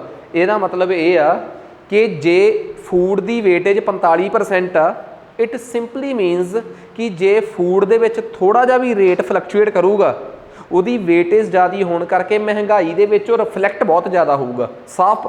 ਤੇ ਜਿਹਦੀ ਵੇਟੇਜ ਹੀ 2.4 ਆ, ਉਹ ਭਾਵੇਂ ਉਹਦਾ ਰੇਟ ਕਾਫੀ ਵੱਧ ਜੇ, ਉਹ ਜ਼ਿਆਦਾ ਸਾਨੂੰ ਮਹਿਸੂਸ ਨਹੀਂ ਹੁੰਦਾ ਕਿਉਂਕਿ ਉਹਦੀ ਸਾਡੀ ਜ਼ਿੰਦਗੀ 'ਚ ਅਹਿਮੀਅਤ ਘੱਟ ਆ। ਜੇ ਕੋਈ ਮੈਨੂੰ ਕਵੇ ਪੇਪਰ 'ਚ ਕੀ ਆਉਂਦਾ ਹੁੰਦਾ, ਹੁਣ ਤੁਸੀਂ ਕਹੋਗੇ ਸਰ ਸਾਡੇ ਪੇਪਰ 'ਚ ਕਿਵੇਂ ਦਾ ਸਵਾਲ ਆਊਗਾ, ਤਾਂ ਪਤਾ ਕੀ ਕਹਿਣਗੇ? ਕੰਜ਼ਿਊਮਰ ਪ੍ਰਾਈਸ ਇੰਡੈਕਸ ਨੂੰ ਕੰਸੀਡਰ ਕਰਦੇ ਹੋਏ, ਜਾਂ ਜਿਹੜਾ ਸਾਡਾ ਖੁਦਰਾ ਬਾਜ਼ਾਰ ਦੀ ਜਿਹੜਾ ਸੂਚਕਾਂਕ ਆ, ਜਾਂ ਖਪਤਕਾਰ ਮੁੱਲ ਸੂਚਕਾਂਕ ਨੂੰ ਕੰਸੀਡਰ ਕਰਦੇ ਹੋਏ ਇਹ ਦੱਸੋ ਕਿ 4 ਚੀਜ਼ਾਂ ਦੀ ਵੇਟੇਜ 'ਚੋਂ ਕਿਹਨੂੰ ਕਿਵੇਂ ਲਾਉਣਾ ਹੈ। 4 ਚੀਜ਼ਾਂ ਕਿਹੜੀਆਂ ਦੇਣਗੇ? Food and beverages, clothing and footwear, housing, fuel and light ਤੇ ਮਿਸਲੇਨੀਅਸ। ਤੁਹਾਨੂੰ ਸਾਰਿਆਂ ਦੀ ਵੇਟੇਜ ਪਤਾ ਹੋਣੀ ਚਾਹੀਦੀ ਹੈ ਕਿ ਸਭ ਤੋਂ ਵੱਧ ਵੇਟੇਜ ਕਿਹਦੀ ਹੈ ਤੇ ਸਭ ਤੋਂ ਘੱਟ ਕਿਹਦੀ ਹੈ। ਕਲੀਅਰ ਹੈ ਗੱਲ? ਹੁਣ ਆ ਜਾਓ, ਆ ਲਓ ਜੀ, ਹੁਣ ਆਪਾਂ ਵਾਪਸ ਆਪਣੇ ਵਾਲੇ ਟੇਬਲ ਤੇ ਜਾਂਦੇ ਹਾਂ। ਕਹਿੰਦੇ ਹਰ ਇੱਕ ਨੂੰ ਵੇਟੇਜ ਦੇ ਹਿਸਾਬ ਨਾਲ ਲਾ ਲਿਆ, ਠੀਕ ਆ। ਹਰ ਇੱਕ ਚੀਜ਼ ਨੂੰ ਵੇਟੇਜ ਦੇ ਹਿਸਾਬ ਨਾਲ ਲਾਉਣ ਤੋਂ ਬਾਅਦ ਦੇਖੋ ਹੁਣ ਕੀ ਗੱਲ ਆ।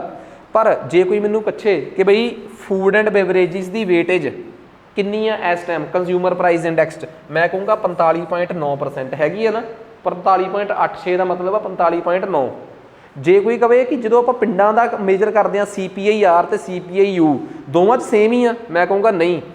ਪਿੰਡਾਂ ਦੇ ਮਾਮਲੇ 'ਚ ਫੂਡ ਐਂਡ ਬੇਵਰੇਜਿਸ ਦੀ ਵੇਟੇਜ 54% ਹੋ ਜਾਂਦੀ ਆ ਤੇ ਸ਼ਹਿਰਾਂ ਦੇ ਵਿੱਚ 36% ਆ। ਫਰਕ ਪੈ ਗਿਆ ਨਾ। ਤੰਬਾਕੂ ਵਗੈਰਾ ਦੀ ਪਿੰਡਾਂ 'ਚ ਵੇਟੇਜ ਜਿਹੜੀ ਆ 3.26 ਆ, ਇੱਥੇ ਆ ਕਿਉਂਕਿ ਇਹ ਜ਼ਿਆਦਾ ਕੰਜ਼ੰਪਸ਼ਨਸ ਨੇ ਇੱਥੇ ਆ ਚੀਜ਼ਾਂ। ਜੇ ਮੈਂ ਕੱਪੜਿਆਂ ਦੀ ਗੱਲ ਕਰਾਂ, ਪਿੰਡਾਂ ਦੀ ਵੇਟੇਜ ਇੰਨੀ ਆ ਤੇ ਸ਼ਹਿਰਾਂ 'ਚ ਇੰਨੀ ਆ। ਜੇ ਮੈਂ ਗੱਲ ਕਰਾਂ ਹਾਊਸਿੰਗ, ਪਿੰਡਾਂ 'ਚ ਉਹਦੀ ਵੇਟੇਜ ਮੰਨੀ ਨਹੀਂ ਜਾਂਦੀ, ਸ਼ਹਿਰਾਂ 'ਚ 21% ਆ, 22% ਦੇ ਨੇੜੇ।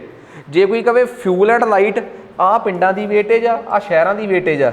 ਤੇ ਮਿਸਲੀਨੀਅਸ ਸਰਵਿਸਿਜ਼, ਸ਼ਹਿਰੀ ਲੋਕ ਜ਼ਿਆਦੀਆਂ ਸਰਵਿਸਿਜ਼ ਲੈਂਦੇ ਆ, ਪਿੰਡਾਂ 'ਚ ਉਹਦੀ ਵੇਟੇਜ ਇੰਨੀ ਆ ਤੇ ਸ਼ਹਿਰਾਂ 'ਚ ਇੰਨੀ ਆ।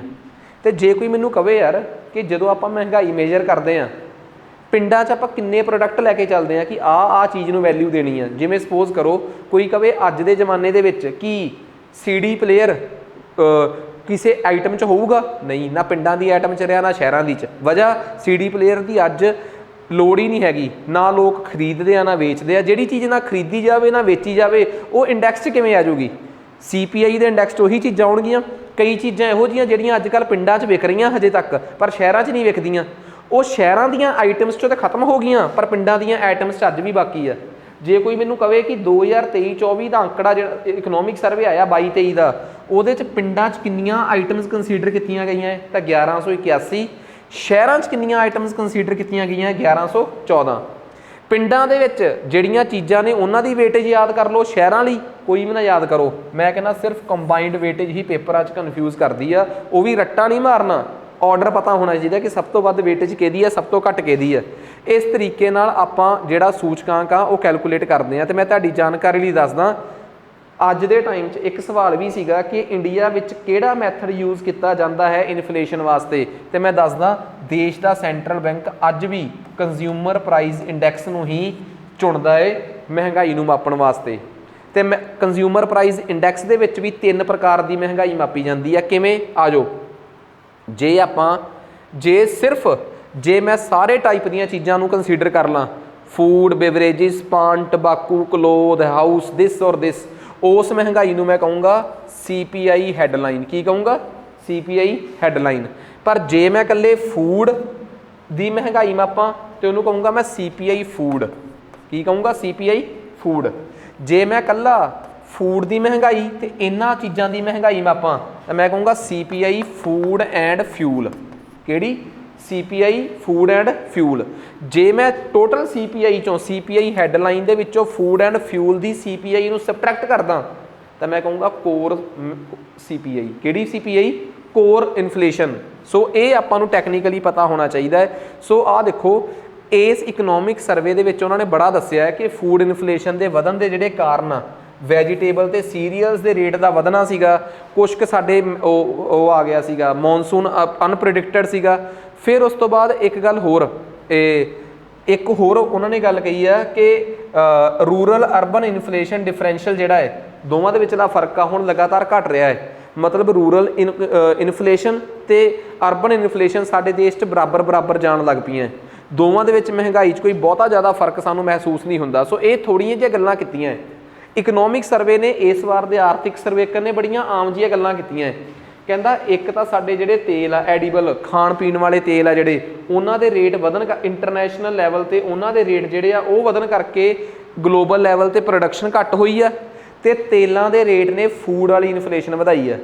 इस करके सानू साडी जिहड़ी फूड फ्यूल इन्फ्लेशन आ सानू थोड़ी जी वधी हुई तां दिसदी है।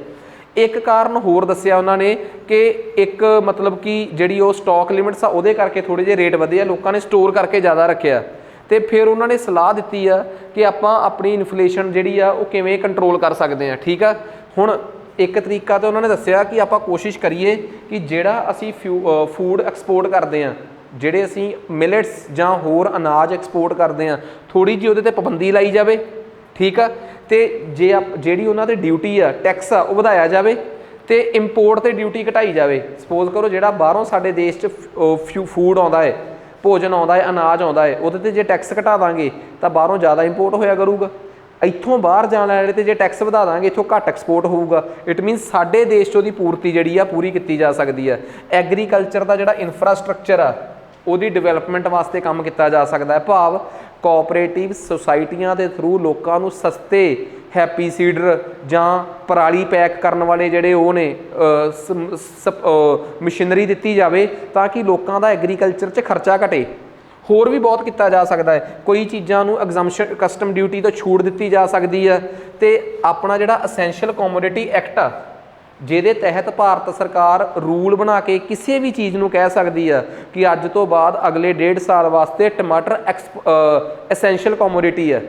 असेंशियल कमोडिटी का मतलब ये होंदा है कि जिहड़ी चीज़ को भारत सरकार ने असेंशियल कमोडिटी एक्ट के तहत असेंशियल कमोडिटी डिकलेयर करता, समझ लो उहदी खरीदण ते उहदे वेचण नूं भारत सरकार कंट्रोल कर सकती है। तो फिर भारत सरकार पहला अपने देश च इन्फ्लेशन को कंट्रोल करने वास्ते उस चीज़ की भारत च सप्लाई पूरी करने वास्ते वचनबद्ध आ। सो ये असेंशियल कमोडिटी एक्ट जिहड़ा है उस तो बाद जिहड़ियां स्टॉक लिमिट्स ने जिहदे तहत कोई किन्ना रख सकता है, ठीक है, किन्ना स्टॉक रख सकता है, वो लिमिटां लाइयां जा सकदियां ताकि लोग जानबुझ के स्टोरेज करके चीज़ का नजायज़ रेट ना वधाउण। सो इहो जे कुछ सुझाव जिहड़े आ वो इस बार दे आर्थिक सर्वेखण ने दिते आ। तुहानूं टैक्नीकली पता होना चाहिए कि इस बार का इकनॉमिक सर्वे हुण तुसीं कहोगे सर इस इकनॉमिक सर्वे नूं पढ़ के मिलता की आ, पेपर 'च सवाल नहीं आता हुंदा कि तुसीं किहड़े मैथड समझदे हो कि इहदे नाल इन्फ्लेशन घटाई जा सकती है। तुहानूं सारी सलाह कित्थों मिल जूगी? इकनॉमिक सर्वे वाले चैप्टर चों साफ लिखिया होया, बड़ा हल्के जे पद्धर ते बड़ी सिंपल जी लैंगुएज च उन्होंने लिखिया होया कि इकनॉमिक सर्वे नूं आपां इस तरीके नाल पढ़ सकते हैं। आ जाओ आपां वापस चलते हैं अपनी अपने वाली स्लाइड ते। ठीक है, सो कहते एक तो हुंदी आ अपनी फूड एंड फ्यूल, एक हुंदी नॉर्मल इन्फ्लेशन, उन्होंने कहते आ CPI हैडलाइन। जे मैं CPI हैडलाइन की महंगाई चों CPI किहड़ी भला फूड एंड फ्यूल वाली सबट्रैक्ट करदा तो मेरे को किहड़ी इन्फ्लेशन बच जाती है? Core inflation. सो तिन्ने प्रकार की इन्फ्लेशन जिहड़ी आ वो आपां नूं पता होनी चाहिए है कि किहड़ी इन्फ्लेशन इंपॉर्टेंट है। ठीक है, हुण अगला सिंपल जिहा सवाल कि CPI क्यों इंपॉर्टेंट है WPI के मुकाबले च? होल सेल प्राइस इंडैक्स के कंटैक्सट मामले च देखा जाए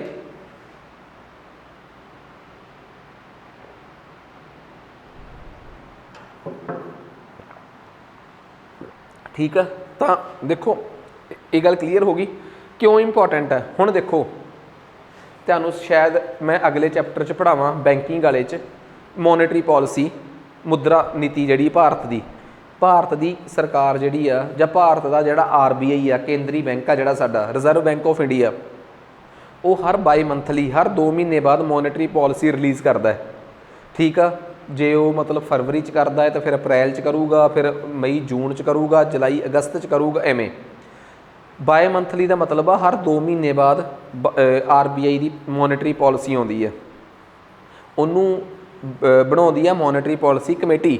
ਹੁਣ ਉਹ ਕੌਣ ਹੁੰਦੇ ਉਹ ਮੈਂ ਉੱਥੇ ਪੜ੍ਹਾਊਂਗਾ, ਪਰ ਮੋਨਿਟਰੀ ਪਾਲਿਸੀ ਕਮੇਟੀ ਕਿਸੇ ਨਾ ਕਿਸੇ ਸੂਚਕਾਂਕ ਨੂੰ ਤਾਂ ਆਧਾਰ 'ਚ ਲੈਂਦੀ ਆ। ਮੋਨਿਟਰੀ ਪਾਲਿਸੀ ਕਮੇਟੀ ਪਹਿਲਾਂ WPI ਨੂੰ ਆਧਾਰ ਮੰਨ ਕੇ ਮਹਿੰਗਾਈ ਦਾ ਸੂਚਕਾਂਕ ਪਤਾ ਕਰਦੀ ਸੀ।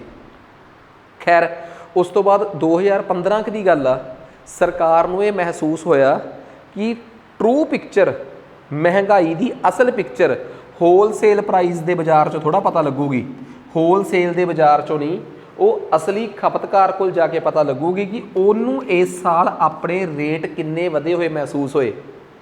ਹੋਲਸੇਲ ਪ੍ਰਾਈਸ ਇੰਡੈਕਸ ਜਿਹੜਾ ਏ ਉਹ ਉਹਦੇ 'ਚ ਥੋਕ ਬਾਜ਼ਾਰ ਦੇ ਵਿੱਚ ਮੁਦਰਾ ਸਫੀਤੀ ਬਾਰੇ ਦੱਸਦਾ ਹੈ, ਮਹਿੰਗਾਈ ਬਾਰੇ ਦੱਸਦਾ ਹੈ, ਅਤੇ CPI ਕੰਜ਼ਿਊਮਰ ਦੇ ਪੱਖ ਤੋਂ ਮਹਿੰਗਾਈ 'ਚ ਜੋ ਬਦਲਾਵ ਆਇਆ ਹੈ ਜਾਂ ਵਧੀ ਘਟੀ ਆ ਉਹਦੇ ਬਾਰੇ ਦੱਸਦਾ ਹੈ।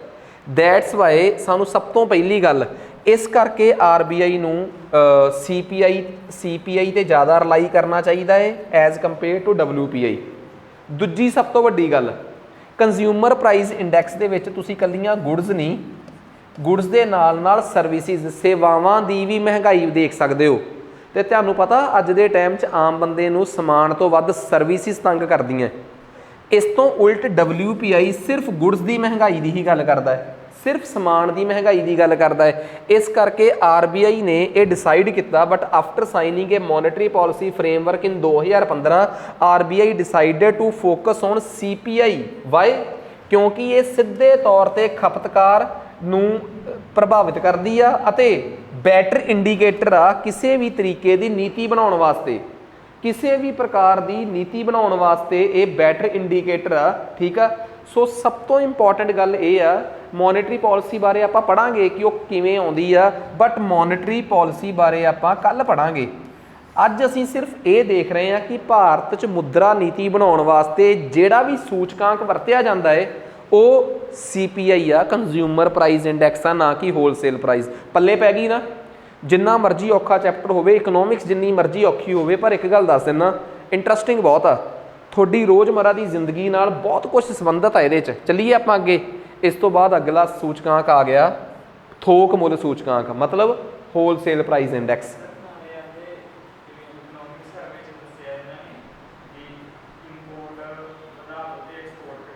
ਹਾਂਜੀ ਹਾਂਜੀ ਹਾਂਜੀ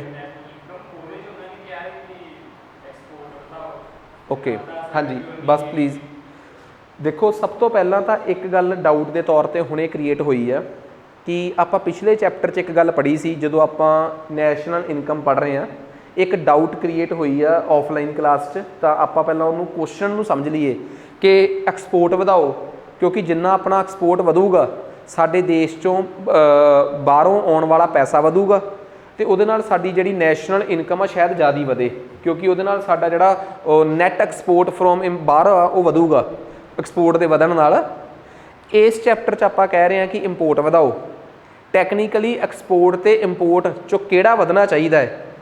ਐਕਸਪੋਰਟ ਭਾਵ ਨਿਰਯਾਤ ਵਧਣਾ ਚਾਹੀਦਾ ਹੈ ਕਿ ਬਾਹਰੋਂ ਆਉਣ ਵਾਲਾ ਸਮਾਨ ਆਯਾਤ ਵਧਣਾ ਚਾਹੀਦਾ ਹੈ? ਇਹਦੇ ਪਿੱਛੇ ਹੁਣ ਇੱਕ ਸਟੋਰੀ ਨੂੰ ਕਲੀਅਰ ਕਰਦਾ ਮੈਂ। ਸਭ ਕੁਛ ਸਿਚੁਏਸ਼ਨਲ ਹੁੰਦਾ ਹੈ, ਉਹਦੀ ਵਜ੍ਹਾ ਹੈ।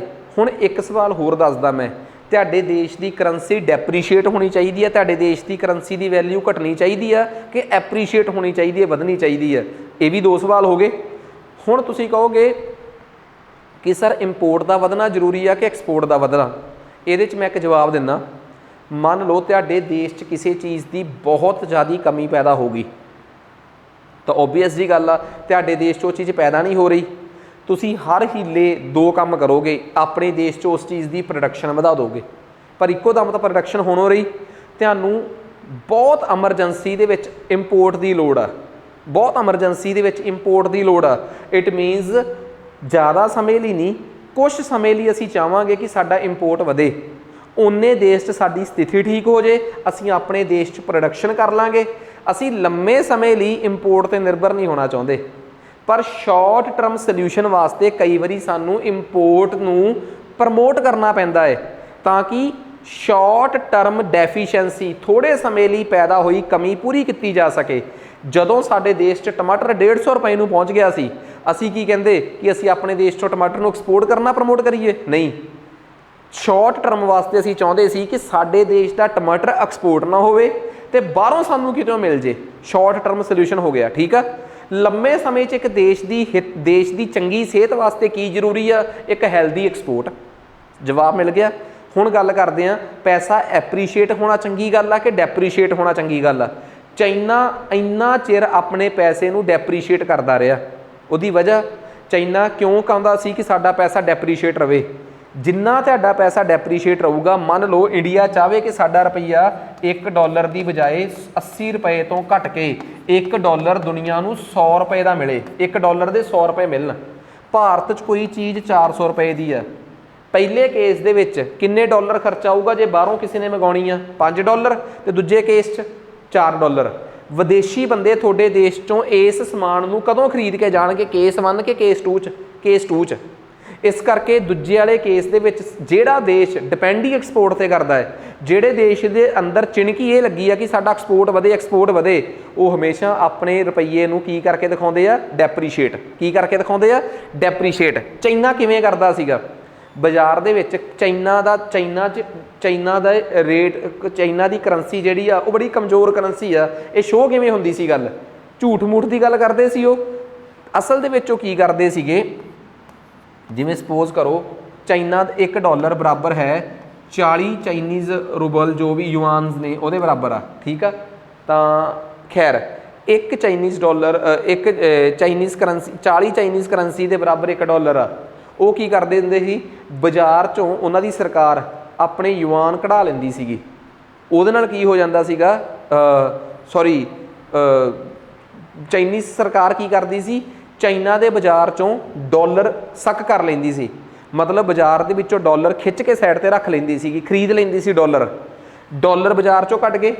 ਕਿਹਦੀ ਸ਼ਾਰਟੇਜ ਪੈਦਾ ਹੋ ਗਈ ਬਾਜ਼ਾਰ 'ਚ? ਡਾਲਰ ਦੀ। ਚਾਈਨਾ ਦੇ ਬਾਜ਼ਾਰ ਦੇ ਵਿੱਚ ਜਦੋਂ ਡਾਲਰ ਦੀ ਸ਼ਾਰਟੇਜ ਪੈਦਾ ਹੋ ਜੂਗੀ, ਮੰਨ ਲਓ ਪਹਿਲਾਂ ਬਾਜ਼ਾਰ 'ਚ $20 ਆ ਤੇ 800 ਯੂਆਨ ਆ, ਤਾਂ ਦੱਸੋ ਕਿ $1 ਕਿੰਨੇ ਦਾ ਹੋ ਗਿਆ? 80 ਯੂਆਨ ਦਾ, 40 ਯੂਆਨ ਦਾ। ਤੇ ਜੇ ਮੰਨ ਲਓ ਇਹਨਾਂ ਨੇ 20 ਚੋਂ $10 ਖਸਕਾ ਲਏ ਚਾਈਨਾ ਦੀ ਸਰਕਾਰ ਨੇ, ਤਾਂ $1 ਕਿੰਨੀਆਂ ਚਾਈਨੀਜ਼ ਕਰੰਸੀ ਦੇ ਬਰਾਬਰ ਹੋ ਗਿਆ? 80 ਦੇ। ਪੈ ਗਈ ਨਾ ਸਕੀਮ। ਇਹ ਜਾਣ ਬੁੱਝ ਕੇ ਆਰਟੀਫਿਸ਼ੀਅਲ ਕਮੀ ਪੈਦਾ ਕਰ ਲੈਂਦੇ ਸੀ, ਆਪਣੀ ਕਰੰਸੀ ਨੂੰ ਕਮਜ਼ੋਰ ਕਰ ਦਿੰਦੇ ਸੀ। ਆਪਣੀ ਕਰੰਸੀ ਨੂੰ ਕਮਜ਼ੋਰ ਸ਼ੋਅ ਕਰਕੇ, ਕਰੰਸੀ ਨਹੀਂ ਸੀ ਕਮਜ਼ੋਰ ਹੁੰਦੀ, ਕਰੰਸੀ ਨੂੰ ਕਮਜ਼ੋਰ ਸ਼ੋਅ ਕਰਕੇ ਆਪਣੇ ਦੇਸ਼ ਦੇ ਐਕਸਪੋਰਟ ਨੂੰ ਚੱਕੀ ਰੱਖਦੇ ਸੀ ਕੰਮ। ਸੋ ਐਵੇਂ ਦੀਆਂ ਹਰਕਤਾਂ ਵੀ ਹੋ ਜਾਂਦੀਆਂ। ਇੰਪੋਰਟ ਚੰਗਾ ਕਿ ਐਕਸਪੋਰਟ? ਸਿਚੁਏਸ਼ਨ 'ਤੇ ਡਿਪੈਂਡ ਕਰਦਾ ਹੈ। ਐਪਰੀਸੀਏਸ਼ਨ ਚੰਗੀ ਆ ਪੈਸੇ ਦੀ ਵੈਲਿਊ ਦਾ ਵਧਣਾ ਚੰਗਾ ਹੈ ਕਿ ਡੈਪਰੀਸੀਏਸ਼ਨ ਪੈਸੇ ਦੀ ਵੈਲਿਊ ਦਾ ਘਟਣਾ ਚੰਗਾ ਹੈ? ਡਿਪੈਂਡ ਕਰਦਾ ਹੈ। ਹਰ ਇੱਕ ਚੀਜ਼ ਸਥਿਤੀਆਂ 'ਤੇ ਡਿਪੈਂਡ ਕਰਦੀ ਹੈ। ਚੱਲੀਏ ਆਪਾਂ ਅੱਗੇ, ਆ ਜਾਓ ਅੱਗੇ। ਹੁਣ ਕਹਿੰਦਾ ਖੈਰ ਹੁਣ ਆਪਾਂ WPI 'ਤੇ ਆ ਗਏ ਸੀ। ਹੁਣ ਆਪਾਂ WPI ਨੂੰ ਚੰਗੀ ਤਰ੍ਹਾਂ ਸਮਝਣ ਦੀ ਕੋਸ਼ਿਸ਼ ਕਰਦੇ ਹਾਂ ਕਿ ਹੋਲਸੇਲ ਪ੍ਰਾਈਸ ਇੰਡੈਕਸ ਦੀ ਅਸਲੀ ਕਹਾਣੀ ਕੀ ਆ। ਲਓ ਜੀ, ਕਹਿੰਦੇ ਹੋਲਸੇਲ ਪ੍ਰਾਈਸ ਇੰਡੈਕਸ ਦਾ ਮਤਲਬ ਹੁੰਦਾ ਹੈ ਉਸ ਟਾਈਮ ਰੇਟ ਚੈੱਕ ਕਰਨਾ ਜਦੋਂ ਉਹ ਚੀਜ਼ ਫੈਕਟਰੀ 'ਚੋਂ ਬਾਹਰ ਆ ਕੇ ਖੁਦਰਾ ਬਾਜ਼ਾਰ 'ਚ ਆ ਗਈ ਹੈ। ਕਿਹਦੇ 'ਚ ਆ ਗਈ ਆ? ਖੁਦਰਾ ਬਾਜ਼ਾਰ 'ਚ ਪਹੁੰਚ ਗਈ ਹੈ। ਹਜੇ ਲੋਕਾਂ ਤੱਕ ਨਹੀਂ ਪਹੁੰਚੀ, ਠੀਕ ਆ, ਅਜੇ ਉਹ ਲੋਕਾਂ ਤੱਕ ਨਹੀਂ ਪਹੁੰਚੀ, ਬਟ ਖੁਦਰਾ ਬਾਜ਼ਾਰ 'ਚ ਆ ਚੁੱਕੀ ਹੈ।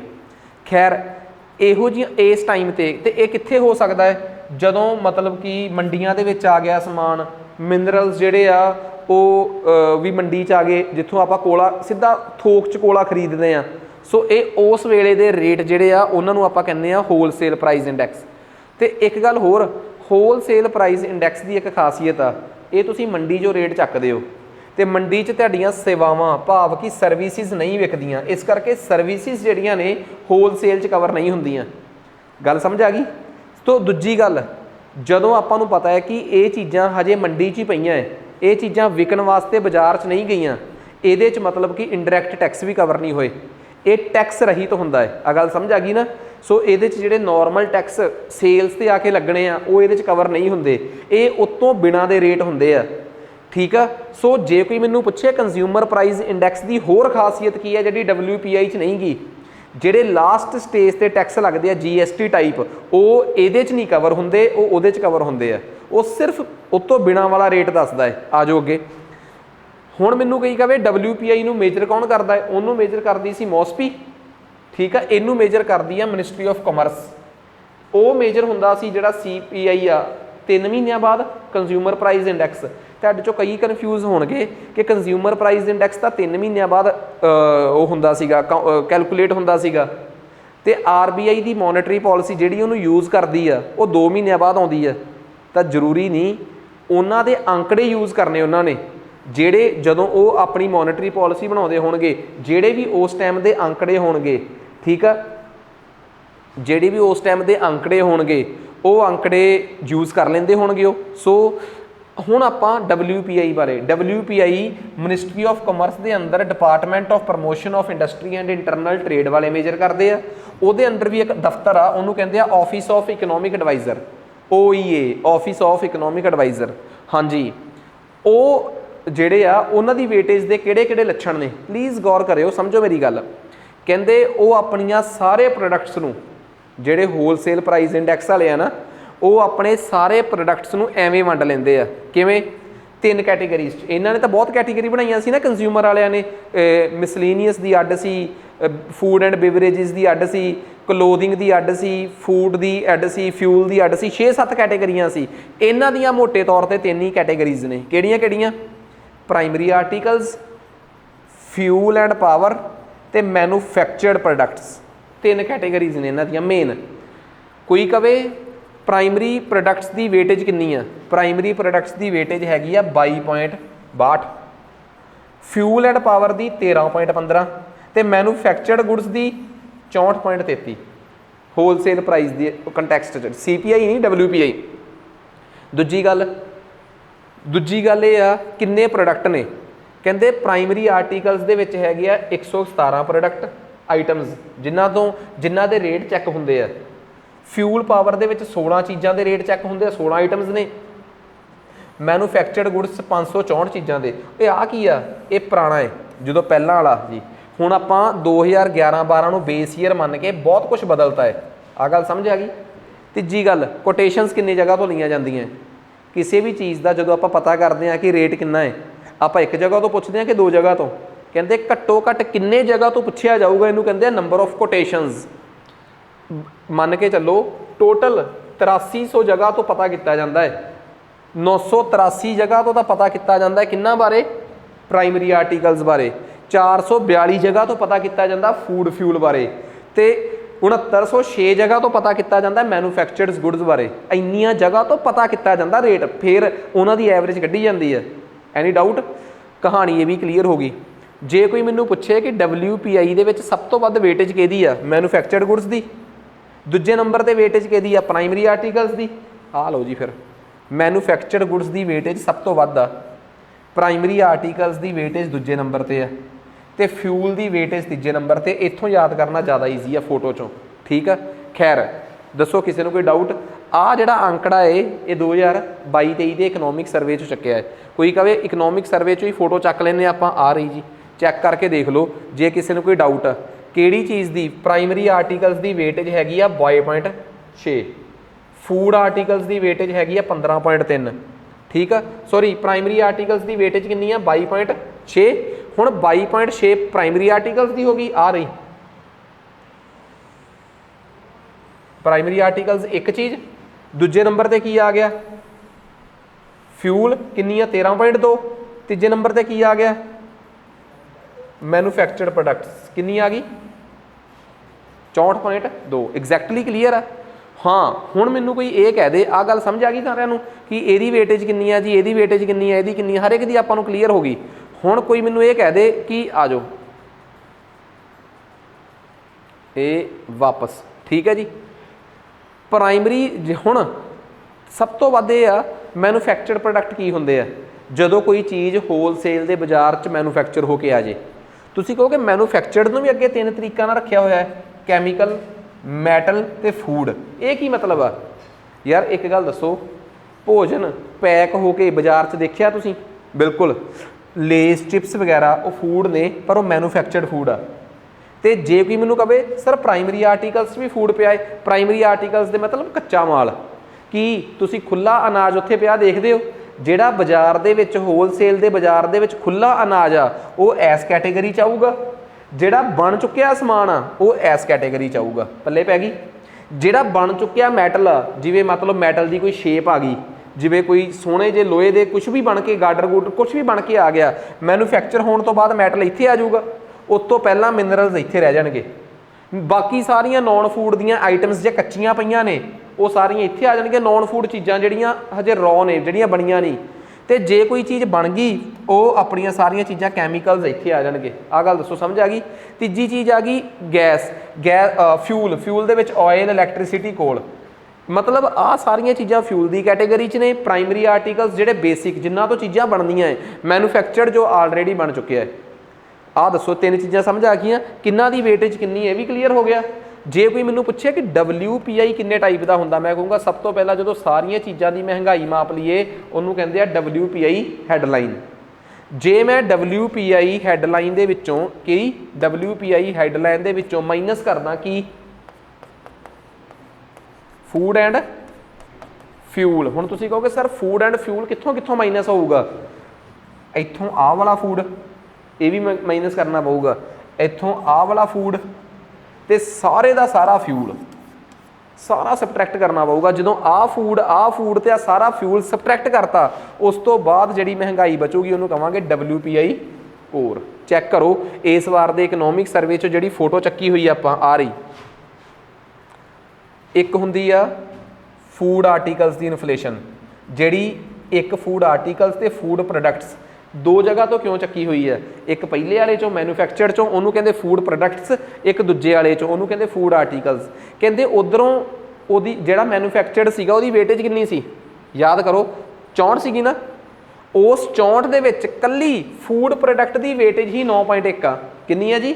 64 ਦੇ ਵਿੱਚੋਂ ਕੱਲੇ ਫੂਡ ਦੀ ਵੇਟੇਜ ਕਿੰਨੀ ਆ? 9.1।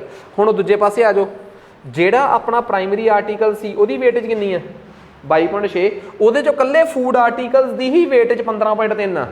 ਇਧਰੋਂ ਆਹ ਵਾਲੀ 15.3 ਤੇ ਇਧਰੋਂ ਆਹ ਵਾਲੀ 9.1, 15 ਤੇ 9 24, 24.4। ਇਹ ਬਣ ਗਈ ਟੋਟਲ ਫੂਡ ਦੀ ਵੇਟੇਜ। 24.4 ਕਿਹਦੀ ਵੇਟੇਜ ਬਣ ਗਈ? ਕੱਲੇ ਫੂਡ ਦੀ ਵੇਟੇਜ ਬਣ ਗਈ। ਫਿਊਲ ਤਾਂ ਸਾਰੇ ਦਾ ਸਾਰਾ ਹੀ ਕਵਰ ਹੋ ਜਾਊਗਾ। ਫਿਊਲ ਸਾਰੀ ਦੀ ਵੇਟੇਜ ਕਿੰਨੀ ਆ? 13.2। ਯਾਦ ਆ ਕਿ ਤਿੰਨ ਚੀਜ਼ਾਂ ਦੀ ਵੇਟੇਜ ਕੱਢਣੀ ਸੀ, ਫੂਡ, ਉਧਰ ਦੂਜੇ ਨੰਬਰ ਵਾਲੇ 'ਚੋਂ ਵੀ ਫੂਡ ਤੇ ਤੀਜੇ ਵਾਲੇ 'ਚੋਂ ਕਿਹੜੀ? ਫਿਊਲ। ਇੱਕ ਪਾਸਿਓਂ ਫੂਡ ਦੀ ਵੇਟੇਜ ਕਿੰਨੀ ਦੱਸੀ ਆ? 15.3, ਆਹੀ ਦੱਸੀ ਆ। ਦੂਸਰੇ ਵਾਲੇ ਫੂਡ ਦੀ ਵੇਟੇਜ ਕਿੰਨੀ ਦੱਸੀ ਆ? ਜਿਹੜਾ ਆਪਣਾ ਫੂਡ ਉਹਦੇ 'ਚ ਸੀਗਾ ਬਣਿਆ ਹੋਇਆ ਫੂਡ, ਉਹ ਕਿੰਨੀ ਆ? 9.1। ਤੇ ਫਿਊਲ ਦੀ ਵੇਟੇਜ ਕਿੰਨੀ ਆ? 13.2। ਜੇ ਤੁਸੀਂ ਤਿੰਨਾਂ ਨੂੰ ਜੋੜ ਦੋਗੇ ਤਾਂ ਤੁਸੀਂ ਬਣੋਗੇ 15 ਤੇ 9 24, 24 ਤੇ 3 37, 37.3, 1 4 ਤੇ 2 6, 37.6। 37.6 ਕਿਹਦੀ ਵੇਟੇਜ ਆ ਗਈ ਆਪਣੇ ਕੋਲ ਭਲਾ? 37.6 ਆ ਗਈ ਆਪਣੇ ਕੋਲ ਫੂਡ ਪਲੱਸ ਫਿਊਲ ਦੀ ਵੇਟੇਜ। ਕਿੰਨੀ ਆ ਗਈ? ਫਿਊਲ ਪਲੱਸ ਫੂਡ ਦੀ ਵੇਟੇਜ 37.6 ਆ ਗਈ। ਆਹ ਚੈੱਕ ਕਰੋ, food total food inflation 24 total food products ਦੀ ਵੇਟੇਜ ਇੰਨੀ ਆ ਗਈ। ਕੋਰ ਦੇ ਵਿੱਚੋਂ ਸਾਰੇ ਸਬਟਰੈਕਟ ਕਰਨੇ ਪੈਂਦੇ ਆ, ਫੂਡ ਪਲੱਸ ਫਿਊਲ, ਤਾਂ ਬਚੀ ਹੋਈ ਵੇਟੇਜ ਜਿਹੜੀ ਆ ਉਹ ਕਿਹੜੀ ਆ ਗਈ? ਕੋਰ। ਸਾਡਾ ਇਕਨੋਮਿਕ ਸਰਵੇ ਸਾਨੂੰ ਹਰ ਪ੍ਰਕਾਰ ਦੀ ਇਨਫਲੇਸ਼ਨ ਦੱਸਦਾ ਹੈ ਕਿ 20 'ਚ ਕਿੰਨੀ ਸੀ, 21 'ਚ ਕਿੰਨੀ ਸੀ, 22 'ਚ ਕਿੰਨੀ ਸੀ ਤੇ 23 'ਚ ਕਿੰਨੀ ਰਹਿਣ ਵਾਲੀ ਆ, ਕਿੰਨੇ % ਇਨਫਲੇਸ਼ਨ ਆ।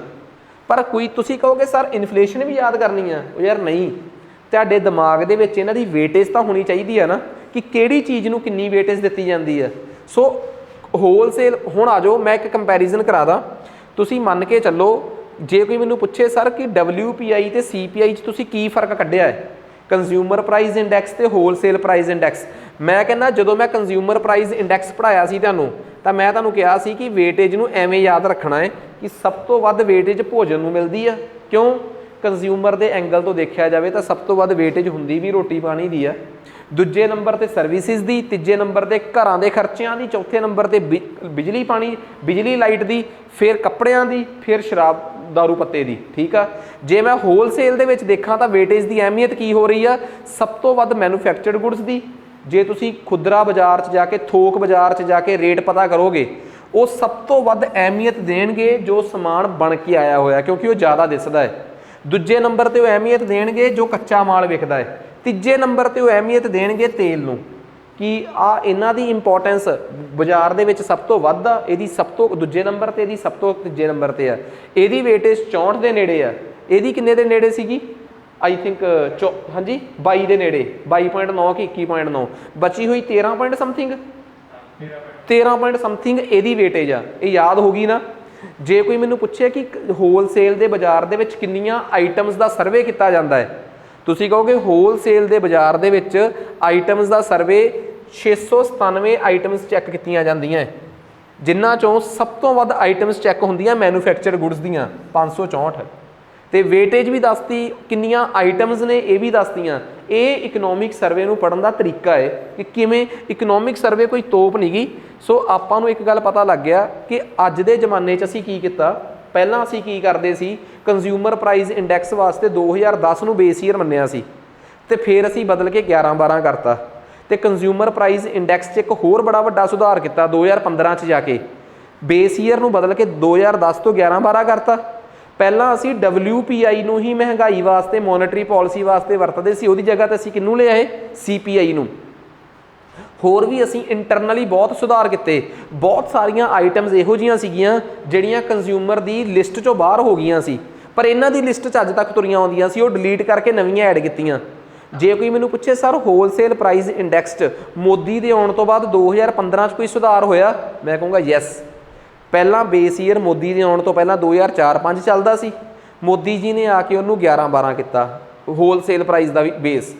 ਪਹਿਲਾਂ ਕੀ ਹੁੰਦਾ ਸੀਗਾ, ਸਿਰਫ 476 ਆਈਟਮਾਂ ਹੁੰਦੀਆਂ ਸੀਗੀਆਂ ਹੋਲਸੇਲ 'ਚ, ਇਹਨਾਂ ਨੇ 497 ਕੀਤੀਆਂ। ਪਹਿਲਾਂ ਸਿਰਫ ਇੰਨੀ ਜਗ੍ਹਾ ਤੋਂ ਕੋਟੇਸ਼ਨਾਂ ਲਈਆਂ ਜਾਂਦੀਆਂ ਸੀ, ਹੁਣ ਕੋਟੇਸ਼ਨਾਂ ਇੰਨੀ ਜਗ੍ਹਾ ਤੋਂ ਲਈਆਂ ਜਾਂਦੀਆਂ, ਠੀਕ ਆ। ਪਹਿਲਾਂ ਬੇਸ ਈਅਰ 2005-4-5 ਸੀ, ਉਹ ਬਹੁਤ ਪਿੱਛੇ ਲੰਘ ਚੁੱਕਿਆ ਸੀ। ਹੁਣ ਅਸੀਂ ਬੇਸ ਈਅਰ ਬਦਲ ਕੇ ਕਿੰਨਾ ਕਰਤਾ ਸੀਗਾ 11-12। ਸੋ ਅਸਲ ਦੇ ਵਿੱਚ ਇੱਕ ਟੈਕਨੀਕਲ ਕਮੇਟੀ ਬਣੀ ਸੀ ਸੁਮਿਤਰਾ ਚੌਧਰੀ ਦੇ ਅੰਡਰ, ਜਿਹਨੇ ਲਗਾਤਾਰ ਸੁਧਾਰਾਂ ਦੀ ਗੱਲ ਕੀਤੀ ਸੀ ਮਹਿੰਗਾਈ ਮਾਪਣ ਦੇ ਤਰੀਕਿਆਂ 'ਚ। ਉੱਥੋਂ ਬਾਅਦ ਹੀ ਸਾਡੇ ਦੇਸ਼ 'ਚ ਇੱਕ ਟ੍ਰੈਂਡ ਚੱਲਿਆ ਕਿ ਅਸੀਂ ਕੰਜ਼ਿਊਮਰ ਪ੍ਰਾਈਸ ਇੰਡੈਕਸ ਤੇ ਹੋਲਸੇਲ ਪ੍ਰਾਈਸ ਇੰਡੈਕਸ ਦਾ ਜਿਹੜਾ ਦੇਖਣ ਦਾ ਤਰੀਕਾ ਹੈ ਨਾ, ਉਹਦੀ ਰੀਸਟਰਕਚਰਿੰਗ ਕਰੀਏ, ਤੇ ਅੱਜ ਕਾਫੀ ਅੱਛੇ ਤਰੀਕੇ ਨਾਲ ਸਾਡੀ ਜਿਹੜੀ ਮਹਿੰਗਾਈ ਆ ਉਹ ਮੇਜਰ ਹੋ ਰਹੀ ਹੈ, ਠੀਕ ਆ। ਹੋਲਸੇਲ ਪ੍ਰਾਈਸ ਦੀ ਅੱਡ, ਉਹਦੀ CPI ਦੀ ਅੱਡ। ਇੱਥੋਂ ਤੱਕ ਕਿ ਇੱਕ ਸਿਫਾਰਿਸ਼ ਹੋਰ ਵੀ ਕੀਤੀ ਗਈ ਸੀਗੀ ਕਿ ਸਾਨੂੰ ਪ੍ਰੋਡਿਊਸਰ ਪ੍ਰਾਈਸ ਇੰਡੈਕਸ ਉਤਪਾਦਕ ਦੇ ਹਿਸਾਬ ਨਾਲ ਵੀ ਮਹਿੰਗਾਈ ਮਾਪਣੀ ਚਾਹੀਦੀ ਹੈ। ਕਿਉਂ? ਕਹਿੰਦੇ ਜਿਹੜੇ ਜੱਟ ਜ਼ਿਮੀਂਦਾਰ ਖੇਤੀ ਸਬਜ਼ੀ ਉਗਾਉਂਦੇ ਆ, ਪੈਦਾਵਾਰ ਕਰਦੇ ਆ, ਉਹਨਾਂ ਨੂੰ ਵੀ ਤਾਂ ਪਤਾ ਹੋਣਾ ਚਾਹੀਦਾ ਕਿ ਉਹਨਾਂ ਨੂੰ ਵੀ ਜਾ ਕੇ ਪੁੱਛੋ ਕਿ ਪਿਛਲੇ ਸਾਲ ਸਬਜ਼ੀ ਕਿਹੜੇ ਭਾਅ ਵਿਕੀ ਆ ਤੇ ਇਸ ਸਾਲ ਕਿਹੜੇ ਭਾਅ ਵਿਕੀ ਆ। ਉਹਨਾਂ ਉੱਥੋਂ ਪਤਾ ਲਾ ਕੇ ਇਹ ਪਤਾ ਲੱਗ ਜਾਊਗਾ ਕਿ ਕਿਸਾਨੀ ਬਚ ਰਹੀ ਆ ਕਿ ਡੁੱਬ ਰਹੀ ਆ। ਪਰ ਸਰਕਾਰ ਨੇ ਹਜੇ 2-3 ਗੱਲਾਂ ਕਹੀਆਂ ਕਿ ਪ੍ਰੈਕਟੀਕਲੀ ਉਹਨਾਂ ਲੋਕਾਂ ਤੱਕ ਪਹੁੰਚਣਾ ਔਖਾ ਹੈ, ਇਹਦੇ ਵਾਸਤੇ ਰਿਸੋਰਸਿਸ ਪੈਦਾ ਕਰਨੇ ਔਖੇ ਆ। ਅਸੀਂ ਉਤਪਾਦਕ ਸੂਚਕਾਂਕ, ਮੁੱਲ ਸੂਚਕਾਂਕ ਹਜੇ ਨਹੀਂ ਤਿਆਰ ਕਰ ਸਕਦੇ। ਕਈ ਦੇਸ਼ ਜਿੱਥੇ ਕਿ ਕਿਸਾਨਾਂ ਦੀ ਵਧੀਆ ਸੁਣੀ ਜਾਂਦੀ ਆ, ਉੱਥੇ ਪ੍ਰੋਡਿਊਸਰ ਪ੍ਰਾਈਸ ਇੰਡੈਕਸ ਵੀ ਦੇਖਿਆ ਜਾਂਦਾ ਹੈ ਤਾਂ ਕਿ ਉਹਨਾਂ ਦੀ ਮਦਦ ਕੀਤੀ ਜਾ ਸਕੇ। ਹੁਣ ਮੈਨੂੰ ਇੱਕ ਗੱਲ ਦੱਸੋ, ਸਰਕਾਰ ਸੱਚੀ ਇੰਡਸਟਰੀਲਿਸਟਾਂ ਦੀ ਮਦਦ ਕਰਨਾ ਚਾਹੁੰਦੀ ਹੈ, ਇਸ ਕਰਕੇ ਸਰਕਾਰ ਇੰਡੈਕਸ ਆਫ ਇੰਡਸਟਰੀਅਲ ਪ੍ਰੋਡਕਸ਼ਨ ਜ਼ਰੂਰ ਦੇਖਦੀ ਹੈ ਕਿ ਪਿਛਲੇ ਸਾਲ ਇਸੇ ਮਹੀਨੇ 'ਚ ਇਸੇ ਤਿਮਾਹੀ ਦੇ ਵਿੱਚ, ਇਸੇ ਕੁਆਟਰ ਦੇ ਵਿੱਚ ਇਸ ਇੰਡਸਟਰੀ ਨੇ ਕਿੰਨੀ ਕਮਾਇਆ ਸੀ ਤੇ ਇਸ ਸਾਲ ਇਸੇ ਉੱਚ ਕਿੰਨਾ ਕਮਾਇਆ ਹੈ। ਸੋ ਇੱਥੋਂ ਸਰਕਾਰ ਨੂੰ ਪਤਾ ਲੱਗ ਸਕਦਾ ਹੈ ਕਿ ਪਿਛਲੇ ਸਾਲ ਦੇ ਰਿਸਪੈਕਟ 'ਚ ਕਿੰਨੀ ਇਸ ਇੰਡਸਟਰੀ ਨੇ ਗਰੋ ਕੀਤੀ ਆ। ਸਰਕਾਰ ਫਿਰ ਜੇ ਉਸ ਇੰਡਸਟਰੀ ਨੇ ਓਨੀ ਗਰੋ ਨਹੀਂ ਕੀਤੀ ਹੁੰਦੀ, ਸਰਕਾਰ ਉਹਨੂੰ ਓਨਾ ਹੀ ਇਨਸੈਂਟਿਵ ਦਿੰਦੀ ਹੈ। ਯਾਰ ਜਦੋਂ ਤੁਸੀਂ ਇੰਡਸਟਰੀ ਨੂੰ ਇਨਸੈਂਟਿਵ ਦੇਣ ਵਾਸਤੇ ਉਹਨਾਂ ਦੀ ਇੰਡਸਟਰੀਅਲ ਇੰਡੈਕਸ ਪ੍ਰੋਡਕਸ਼ਨ ਚੈੱਕ ਕਰ ਸਕਦੇ ਹੋ, ਫਿਰ ਕਿਸਾਨਾਂ ਦਾ PPI ਕਿਉਂ ਨਹੀਂ? ਸੋ ਖੈਰ ਵੱਖਰੇ ਕਾਰਨ ਆ। ਕੋਈ ਮੈਨੂੰ ਕਵੇ ਕਿ 2011-12 ਦਾ ਜਿਹੜਾ WPI ਆ ਤੇ 2004-5 ਦੇ ਬੇਸ ਈਅਰ ਵਾਲਾ ਸੀ, ਦੋਵਾਂ 'ਚ ਫਰਕ ਕੀ ਆ? ਮੈਂ ਸਪਸ਼ਟ ਤੌਰ ਤੇ ਦੱਸ ਚੁੱਕਿਆ, ਕਾਫੀ ਫਰਕ ਪਿਆ ਹੈ। ਇੱਕ ਤਾਂ ਨੰਬਰ ਆਫ ਆਈਟਮਸ ਵਧੀਆਂ, ਇੱਕ ਕੋਟੇਸ਼ਨਾਂ ਪਹਿਲਾਂ ਥੋੜ੍ਹੀਆਂ ਲਈਆਂ ਜਾਂਦੀਆਂ ਸੀ, ਜ਼ਿਆਦੀਆਂ ਵਧੀਆਂ, ਠੀਕ ਆ। ਤੀਸਰੀ ਇੱਕ ਚੀਜ਼ ਹੋਰ ਆ, ਪੁਰਾਣੇ ਉਹਦੇ 'ਚ ਜਿਹੜੀ ਉਹ ਸੀ ਪ੍ਰਾਇਮਰੀ ਆਰਟੀਕਲਸ ਦੀ ਵੇਟੇਜ, ਉਹ ਪਹਿਲਾਂ 20% ਹੁੰਦੀ ਸੀ, ਇਸ ਵਾਰ ਉਹਨੂੰ ਵਧਾ ਕੇ 22% ਕੀਤਾ, ਕਿਉਂਕਿ ਪ੍ਰਾਇਮਰੀ ਆਰਟੀਕਲਸ ਦੀ ਅਹਿਮੀਅਤ ਲਗਾਤਾਰ ਦੇਸ਼ 'ਚ ਵੱਧ ਰਹੀ ਆ। ਦੂਜੇ ਨੰਬਰ 'ਤੇ ਉਹਨਾਂ ਨੇ ਕਿਹਾ ਕਿ ਫੂਡ ਫਿਊਲ ਦੀ ਵੇਟੇਜ ਇੰਪੋਰਟੈਂਸ ਉਨੀ ਨਹੀਂ ਰਹੀ, ਕਿਉਂਕਿ ਇਹਦੇ ਹੋਰ ਅਲਟਰਨੇਟ ਆ ਗਏ ਆ। ਇਸ ਕਰਕੇ ਉਹਦੀ ਅਹਿਮੀਅਤ ਨੂੰ ਅਸੀਂ 14.9 ਤੋਂ ਘਟਾ ਕੇ 13.2 ਕੀਤਾ, ਤੇ ਸਿਮਿਲਰਲੀ ਮੈਨੂਫੈਕਚਰਡ ਗੁੱਡਸ ਦਾ ਜਿਹੜਾ ਉਹ ਸੀਗਾ ਪਰਸੈਂਟੇਜ ਆ ਉਹਨੂੰ ਅਸੀਂ ਆਲਮੋਸਟ ਉੱਥੇ ਹੀ ਰੱਖਿਆ 64.9 ਤੋਂ ਘਟਾ ਕੇ 64.2। ਸੋ ਇੱਕ ਚੀਜ਼ ਇਹ ਆਪਾਂ ਕਵਰ ਕੀਤੀ ਆ, ਠੀਕ ਆ। ਤੇ ਦੂਜੀ ਗੱਲ ਹੋਲਸੇਲ ਪ੍ਰਾਈਸ ਇੰਡੈਕਸ ਦੇ ਵਿੱਚ ਅਸੀਂ ਇਹ ਚਾਹੁੰਦੇ ਆ, ਅਸੀਂ ਇਹ ਪਤਾ ਕਰਨਾ ਚਾਹੁੰਦੇ ਆ ਕਿ ਜਿਹੜੀ ਚੀਜ਼ ਖੁਦਰਾ ਥੋਕ ਬਾਜ਼ਾਰ 'ਚ ਪਈ ਹੋਈ ਹੈ ਉਹਦੇ ਤੇ ਹੋਣ ਵਾਲੇ ਖਰਚੇ ਕਿੰਨੇ ਵਧੇ ਆ, ਕਿ ਉਹਦੇ ਤੇ ਪਹਿਲਾਂ ਨਾਲੋਂ ਕਿਹੜੀ ਚੀਜ਼ ਜ਼ਿਆਦਾ ਵੱਧ ਗਈ ਜਿਹਦੇ ਕਰਕੇ ਉਹ ਰੇਟ ਮਹਿੰਗਾ ਹੋ ਗਿਆ। ਪਹਿਲਾਂ ਕੀ ਕਰਦੇ ਸੀ, ਅਣਗੌਲਿਆਂ ਕਰਕੇ ਟੈਕਸ ਵੀ ਵਿੱਚ ਹੀ ਜੋੜ ਲੈਂਦੇ, ਟੈਕਸ ਦੇ ਲੱਗਣ ਤੋਂ ਬਾਅਦ ਉਹਨੂੰ ਕੈਲਕੂਲੇਟ ਕਰਦੇ ਸੀ। ਇਸ ਵਾਰ ਇਹਦੇ 'ਚ ਕੀ ਕੀਤਾ ਗਿਆ ਕਿ ਇਨਡਾਇਰੈਕਟ ਟੈਕਸ ਨੂੰ ਬਾਹਰ ਕੱਢਿਆ ਗਿਆ। ਇਹਦੇ ਨਾਲ ਕੀ ਹੋਊਗਾ, ਸਾਨੂੰ ਘੱਟੋ ਘੱਟ ਇਹ ਪਤਾ ਲੱਗੂਗਾ ਕਿ ਟੈਕਸ ਲੱਗਣ ਤੋਂ ਬਿਨਾਂ ਖੁਦਰਾ ਥੋਕ ਬਾਜ਼ਾਰ 'ਚ ਏਸੀ ਪਹਿਲਾਂ 30,000 ਦਾ ਸੀ, ਐਰਕੀ 35 ਦਾ ਹੈ। ਪਤਾ ਕਰੋ 5,000 ਕਿਉਂ ਵਧਿਆ ਹੈ। ਨਹੀਂ ਤਾਂ ਬੰਦਾ ਕਹਿ ਦਿੰਦਾ ਯਾਰ ਤਾਂ ਵੱਧ ਗਿਆ ਹੋਣਾ, ਟੈਕਸ ਵਧੇ ਆ। ਫਿਰ ਮੇਰੇ ਵਰਗਾ ਝਿੜਕ ਕੇ ਕਹਿ ਸਕਦਾ ਯਾਰ ਟੈਕਸ ਤਾਂ ਵਿੱਚ ਇਨਕਲੂਡ ਹੀ ਨਹੀਂ ਹੈਗੇ। ਇਹ ਤਾਂ ਕਹਿ ਸਕਦਾ ਜੇ ਟੈਕਸ ਬਾਹਰ ਕੱਢੇ ਹੋਣ, ਤਾਂ ਕਿ ਅਸੀਂ ਜੜ੍ਹਾਂ ਤੱਕ ਜਾ ਸਕੀਏ ਕਿ ਮਹਿੰਗਾਈ 'ਚ ਵਧਿਆ ਕੀ ਆ, ਕਿੰਨੇ 5,000 ਰੇਟ ਵਧਾਇਆ ਹੈ। ਜਿਹੜਾ ਮੈਨੂਫੈਕਚਰਰ ਆ ਉਹ ਕੋਈ ਸਕੀਮ ਪਾ ਰਹੇ ਆ ਕਿ ਜਾਂ ਪਿੱਛੋਂ ਸਪਲਾਈ ਸ਼ਾਰਟੇਜ ਆ ਜਾਂ ਵਰਕਰਸ ਦੀ ਵੇਜ ਵੱਧ ਗਈ, ਕੀ ਵਧਿਆ ਪਤਾ ਤਾਂ ਲੱਗੇ ਕਿ ਥੋਕ ਬਾਜ਼ਾਰ ਦੇ ਵਿੱਚ ਰੇਟ ਕਿਉਂ ਵੱਧ ਰਹੇ ਆ। ਜੇ ਵਿੱਚ ਹੀ ਸਰਕਾਰ ਦਾ ਟੈਕਸ ਵੀ ਮਿਕਸ ਹੋ ਜਾਊਗਾ ਫਿਰ ਕਿਵੇਂ ਆਈਡੀਆ ਲੱਗੂਗਾ ਕਿ ਉਹ ਚੀਜ਼ ਕਿੰਨੀ ਕੁ ਮਹਿੰਗੀ ਹੋਈ ਹੈ। ਨਹੀਂ ਤਾਂ ਆਮ ਸਰਕਾਰ ਇੰਡਸਟਰੀਅਲਿਸਟ ਦੇ ਗਰੁੱਪ ਨੂੰ ਬੁਲਾ ਕੇ ਕਹਿ ਸਕਦੀ ਆ ਯਾਰ ਤੁਸੀਂ ਮਹਿੰਗਾਈ ਕਿਉਂ ਚੱਕੀ ਹੋਈ ਹੈ। ਉਹ ਕਹਿਣਗੇ ਸਰ ਅਸੀਂ ਕੀ ਕੀਤਾ ਜੀ, ਇਹ ਤਾਂ ਤੁਹਾਡੇ ਟੈਕਸ ਵਧੇ ਆ। ਸਰਕਾਰ ਉਹਨਾਂ ਨੂੰ ਮੋੜ ਦੂਗੀ, ਚਲੋ ਠੀਕ ਆ। ਜਦੋਂ ਸਰਕਾਰ ਨੇ ਕਹਿਤਾ ਯਾਰ ਏਡੇ ਘੈਂਟ ਨਾ ਬਣੋ, ਟੈਕਸ ਤਾਂ ਵਿੱਚ ਐਕਸਕਲੂਡ ਕੀਤੇ ਹੋਏ ਅਸੀਂ, ਟੈਕਸ ਤੋਂ ਬਿਨਾਂ ਹੀ ਕੈਲਕੂਲੇਸ਼ਨ ਤੋਂ ਬਾਅਦ ਤੁਹਾਡੀ ਮਹਿੰਗਾਈ 5% ਵਧੀ ਆ ਰਹੀ ਹੈ, ਇਹਦਾ ਪਤਾ ਕਰੋ ਕਿਉਂ ਆ। ਸਮਝ ਗਏ ਨਾ ਗੱਲ। ਹੋਲਸੇਲ ਦੀ ਜਿਹੜਾ ਇੰਡੈਕਸ ਆ ਉਹਨੂੰ ਮੇਜਰ ਕਰਨ ਵਾਸਤੇ ਇਹ ਚੀਜ਼ ਜਿਹੜੀ ਆ। ਖੈਰ ਨੈਕਸਟ ਉਸ ਤੋਂ ਬਾਅਦ ਆ ਗਿਆ ਆਹ ਤਾਂ ਦੇਖੋ ਸਿੰਪਲ ਹੀ ਗੱਲ ਆ, ਡਾਈਵਰਜੈਂਸ ਬਿਟਵੀਨ CPI ਐਂਡ WPI। ਇਹ ਇੱਕ ਬੜੀ ਇੰਪੋਰਟੈਂਟ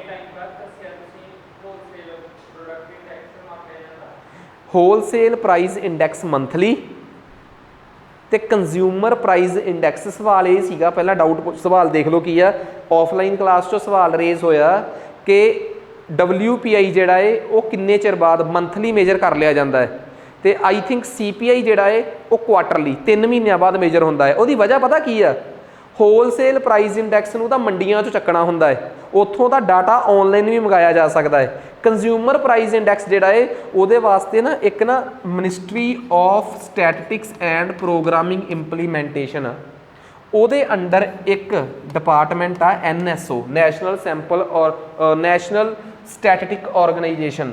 ਉਹਦੇ ਅੰਡਰ ਇੱਕ ਡਿਪਾਰਟਮੈਂਟ ਆ CSO, ਉਹਦੇ ਅੰਡਰ ਇੱਕ ਡਿਪਾਰਟਮੈਂਟ ਆ NSSO। ਬੜੀ ਦੱਲੇ ਜਾ ਕੇ ਆ ਕਹਾਣੀ। ਆਹ ਮੇਜਰ ਕਰਦੇ ਆ ਜੀ, ਆ ਜਾ ਕੇ ਲੋਕਾਂ ਤੋਂ ਤਹਿਸੀਲਾਂ 'ਚੋਂ ਪਤਾ ਕਰਦੇ ਆ, ਇਹਨਾਂ ਨੂੰ ਕਹਿੰਦੇ ਆ national sample survey organisation. Technically ਤੁਸੀਂ ਇੱਕ ਗੱਲ ਜਾਣਦੇ ਹੋ ਕਿ ਆਪਣਾ ਇੱਕ ਲੈਕਚਰ ਮਿਸ ਆ ministry of statistic and programming implementation ਤੇ ਮਿਨਿਸਟਰੀ ਆਫ MSME। ਸੋ ਜਦੋਂ ਮੈਂ ਆਹ ਮਿਨਿਸਟਰੀ ਪੜ੍ਹਾਊਂਗਾ ਮੈਂ ਉਦੋਂ ਦੱਸੂੰਗਾ ਕਿ ਲੋਕਾਂ ਤੋਂ CPI ਦਾ ਡਾਟਾ ਕੌਣ ਇਕੱਠਾ ਕਰਕੇ ਲਿਆਉਂਦਾ ਹੈ, ਉਹ ਆਹ ਇਕੱਠਾ ਕਰਕੇ ਲਿਆਉਂਦੇ ਆ। ਉਮੀਦ ਕਰਦਾ ਕਿ ਕਹਾਣੀ ਸਮਝ ਆ ਗਈ। ਹੁਣ ਕੋਈ ਮੈਨੂੰ ਇੱਕ ਗੱਲ ਕਵੇ ਕਿ ਜੀ ਨਹੀਂ ਇੱਥੇ ਹਾਂ ਕਿ ਦੱਸੋ CPI ਤੇ WI ਦੇ ਵਿੱਚ ਡਾਈਵਰਜੈਂਸ ਕੀ ਆ। ਬੜੀ ਵੱਡੀ ਡਾਈਵਰਜੈਂਸ ਆ। CPI ਜਿਹੜਾ ਹੈ ਕਈ ਵਾਰੀ ਕੀ ਹੁੰਦਾ ਹੈ, ਇੱਕ ਕਰਵ ਬਣਦੀ ਆ ਮਹਿੰਗਾਈ ਦੀ, CPI ਇੱਧਰ ਨੂੰ ਜਾ ਰਿਹਾ ਹੁੰਦਾ ਹੈ, WPI ਇੱਧਰ ਨੂੰ ਜਾ ਰਿਹਾ ਹੁੰਦਾ ਹੈ। ਦੱਸੋ ਆਹ CPI ਵਾਲੀ ਲਾਈਨ ਆ ਮਹਿੰਗਾਈ ਜਿਹੜਾ ਹੈ ਆਪਣਾ ਖੁਦਰਾ ਮੁੱਲ ਸੂਚਕਾਂਕ, ਇਹ ਆ ਥੋਕ ਮੁੱਲ ਸੂਚਕਾਂਕ। ਇਹਨਾਂ ਦੇ ਵਿੱਚ ਇੱਕ ਡਾਈਵਰਜੈਂਸ ਆ, ਐਵੇਂ ਦੀ ਫਿਗਰ ਬਣ ਕੇ ਆ ਜੀ। ਦੱਸੋ ਕਿਉਂ ਜੀ। ਸਮੇਂ ਦੇ ਨਾਲ ਨਾਲ 2012 2014 16 18 20 22 24 ਇਸ ਤਰੀਕੇ ਨਾਲ। ਇਹਦਾ ਕੀ ਮਤਲਬ ਸਮਝਦੇ ਹੋ ਤੁਸੀਂ? ਦੋ ਮਤਲਬ ਨੇ ਇਹਦੇ। ਕੰਜ਼ਿਊਮਰ ਪ੍ਰਾਈਸ ਇੰਡੈਕਸ ਲਗਾਤਾਰ ਵੱਧ ਰਿਹਾ ਹੈ, ਹੋਲਸੇਲ ਪ੍ਰਾਈਸ ਇੰਡੈਕਸ ਸਟੈਗਨੇਟ ਆ। ਇਹਦਾ ਕੀ ਮਤਲਬ ਸਮਝਦੇ ਹੋ? ਇਹਦੀ ਕੀ ਵਿਆਖਿਆ ਦਿਓਗੇ ਤੁਸੀਂ ਕਿ why there is divergence in CPI and WPI? ਦੋ ਚੀਜ਼ਾਂ ਹੋ ਸਕਦੀਆਂ। CPI 'ਚ ਇਹੋ ਜਿਹੀ ਕਿਹੜੀ ਚੀਜ਼ ਹੁੰਦੀ ਹੈ ਜਿਹੜੀ WPI 'ਚ ਨਹੀਂ ਗੀ? ਸਰਵਿਸਿਜ਼, ਸੇਵਾਵਾਂ। CPI ਲਗਾਤਾਰ ਵੱਧ ਰਿਹਾ ਹੈ, ਖੁਦਰਾ ਮਹਿੰਗਾਈ ਲਗਾਤਾਰ ਮਹਿੰਗੀ ਹੋ ਰਹੀ ਆ, ਪਰ ਥੋਕ ਮੁੱਲ ਦੀ ਮਹਿੰਗਾਈ ਉੱਥੇ ਹੀ ਖੜੀ ਆ। ਇਹਦਾ ਮਤਲਬ ਚੀਜ਼ਾਂ ਨਹੀਂ ਮਹਿੰਗੀਆਂ ਹੋ ਰਹੀਆਂ। ਕੀ ਮਹਿੰਗੀਆਂ ਹੋ ਰਹੀਆਂ? ਸੇਵਾਵਾਂ ਮਹਿੰਗੀਆਂ ਹੋ ਰਹੀਆਂ। ਇੱਕ ਤਾਂ ਇਹ ਇੰਟਰਪ੍ਰੀਟੇਸ਼ਨ ਹੋ ਗਈ ਇਹਦੀ। ਇਹਦਾ ਮਤਲਬ ਸਰਵਿਸਿਜ਼ ਮਹਿੰਗੀਆਂ ਹੋ ਰਹੀਆਂ ਹੈ, ਪਹਿਲੀ ਗੱਲ। एक गल होर भी रह गई, होर किहड़ी आ, एक चीज़ होर आ जो CPI च हुंदी आ पर WPI च वो हुंदे आ टैक्स। ਇਹਦਾ दूजा मतलब ये आ टैक्स वध रहे आ जां किवें नहीं, टैक्स का मतलब मैं तुहानूं दस्सिया सी ना कि WPI जिहड़ी हुंदी आ वो विदाउट टैक्स हुंदा है। ਇਹਦਾ मतलब जां तां सरकार दा टैक्स का बोझ वध रहा है, तो दूजी चीज़ ये आ कि जां सर्विसिज, क्योंकि आही दो चीज़ां ने जिहड़ियां CPI ते WPI नूं अड्ड करदियां। सो जे कोई मैनूं पुछे डाइवर्जेंस क्यों आ, तो मेरे हिसाब नाल इहदे च आही लिखिया होया मैं कि वो एक्स फैक्टरी रेट हुंदे आ, मंडियां दे रेट हुंदे आ, उहदे च टैक्स वगैरह नहीं हुंदा। जे CPI बहुत उप्पर नूं आ, WPI थल्ले नूं आ, वो नहीं वध रही, तो इहदा मतलब यही आ कि ਜਿਹੜੀ तीसरा एक कारण होर दस्सिया, कहते CPI ਦੀ ਵਿੱਚ ਜਦੋਂ ਅਸੀਂ वेटेज देखते हैं तो असी ना फूड वगैरह ਨੂੰ वेटेज बहुत ज़्यादा दे रखी है, तो जे मैं WPI की गल करा ਉਹਦੇ ਚ फूड वगैरह की वेटेज ਇੰਨੀ ज़्यादा नहीं गी, नॉर्मल ही आ। ਇਹਦਾ मतलब शायद वो चीज़ां ज़्यादा महंगियां हो रही हैं जिन्हां की अहमियत CPI च ज़्यादा है। मतलब किहड़ियां चीज़ां, फूड वालियां। तीन कारण मन्ने जा सकते हैं कि ਜਿਹੜੀਆਂ चीज़ां की CPI च ਜਿਹੜਾ अपना खपतकार मुल सूचकांक आ, ਜਿਹੜੀਆਂ चीज़ां की कंज्यूमर प्राइस इंडैक्स ਦੇ ਵਿੱਚ वैल्यू ज़्यादा है, वेटेज ज़्यादा है, अहमियत ज़्यादा है, जां तो वो ज़्यादा महंगियां हो रही हैं, वो CPI नूं तां दी तां चक्की जा रही है, जां वो दो चीज़ां ਜਿਹੜੀਆਂ CPI च मौजूद ਹੁੰਦੀਆਂ ਤੇ WPI च नहीं, ਉਹਨਾਂ ਦਾ ਚੱਕਰ ज़्यादा ਪਿਆ ਹੋਇਆ है। दूजा ਚੱਕਰ टैक्सां ਦਾ ਤੇ तीसरा ਚੱਕਰ सर्विसिज का। सो आ दसो कहानी समझ आ गई। सो आ पैरा सिर्फ आही सीगा। सो खैर हुण उस तो बाद अगे आ गया प्रोड्यूसर प्राइस इंडैक्स। मुद्रास्फीति नूं मापण दा एक होर तरीका ये की आ, ये जदों कोई चीज़ मैਨੂਫੈਕਚਰਡ हुंदी आ उत्थों ही रेट चक लिया जाता है। हुण तुसीं एक गल कहोगे कि साडे देश च प्रोड्यूसर प्राइस इंडैक्स क्यों नहीं मेजर किया जाता। तुसीं एक गल दसो, जदों छोले होर बाजार च आ गए तो तुसीं उन्हां दा रेट चक लैंदे हो ना, होलसेल प्राइस इंडैक्स छोलियां दा पता करदे हो, तुसीं छोलियां दा होल रेट बाजार च रेट पता करदे हो ना। तुसीं मैनूं एक गल दसो, छोलियां दा जे मैं प्रोड्यूसर प्राइस इंडैक्स पता करां तो की फर्क पऊगा। छोलियां दा प्रोड्यूसर प्राइस इंडैक्स पता करन दा मतलब ये आ कि छोलियां दा होलसेल प्राइस इंडैक्स पता करन दा की मतलब होऊगा कि छोलियां नूं पैदा करन दे विच कितना खर्चा आया प्लस मंडी तक लैके आउण दा। तुसीं कहोगे एक प्लस टैक्स भी ला दो, पर टैक्स काउंट नहीं हुंदे। भारत सरकार ने ये कह के प्रोड्यूसर प्राइस इंडैक्स नूं खारिज करता कि दुनिया के दूजे देशों च जो होलसेल प्राइस इंडैक्स मापे जाते हैं ना, वो टैक्स नूं विच इनकलूड करते हैं, ਉਹਦੇ करके बड़बड़ हो जाती है। भारत दे विच टैक्स इनकलूड ही नहीं हुंदा।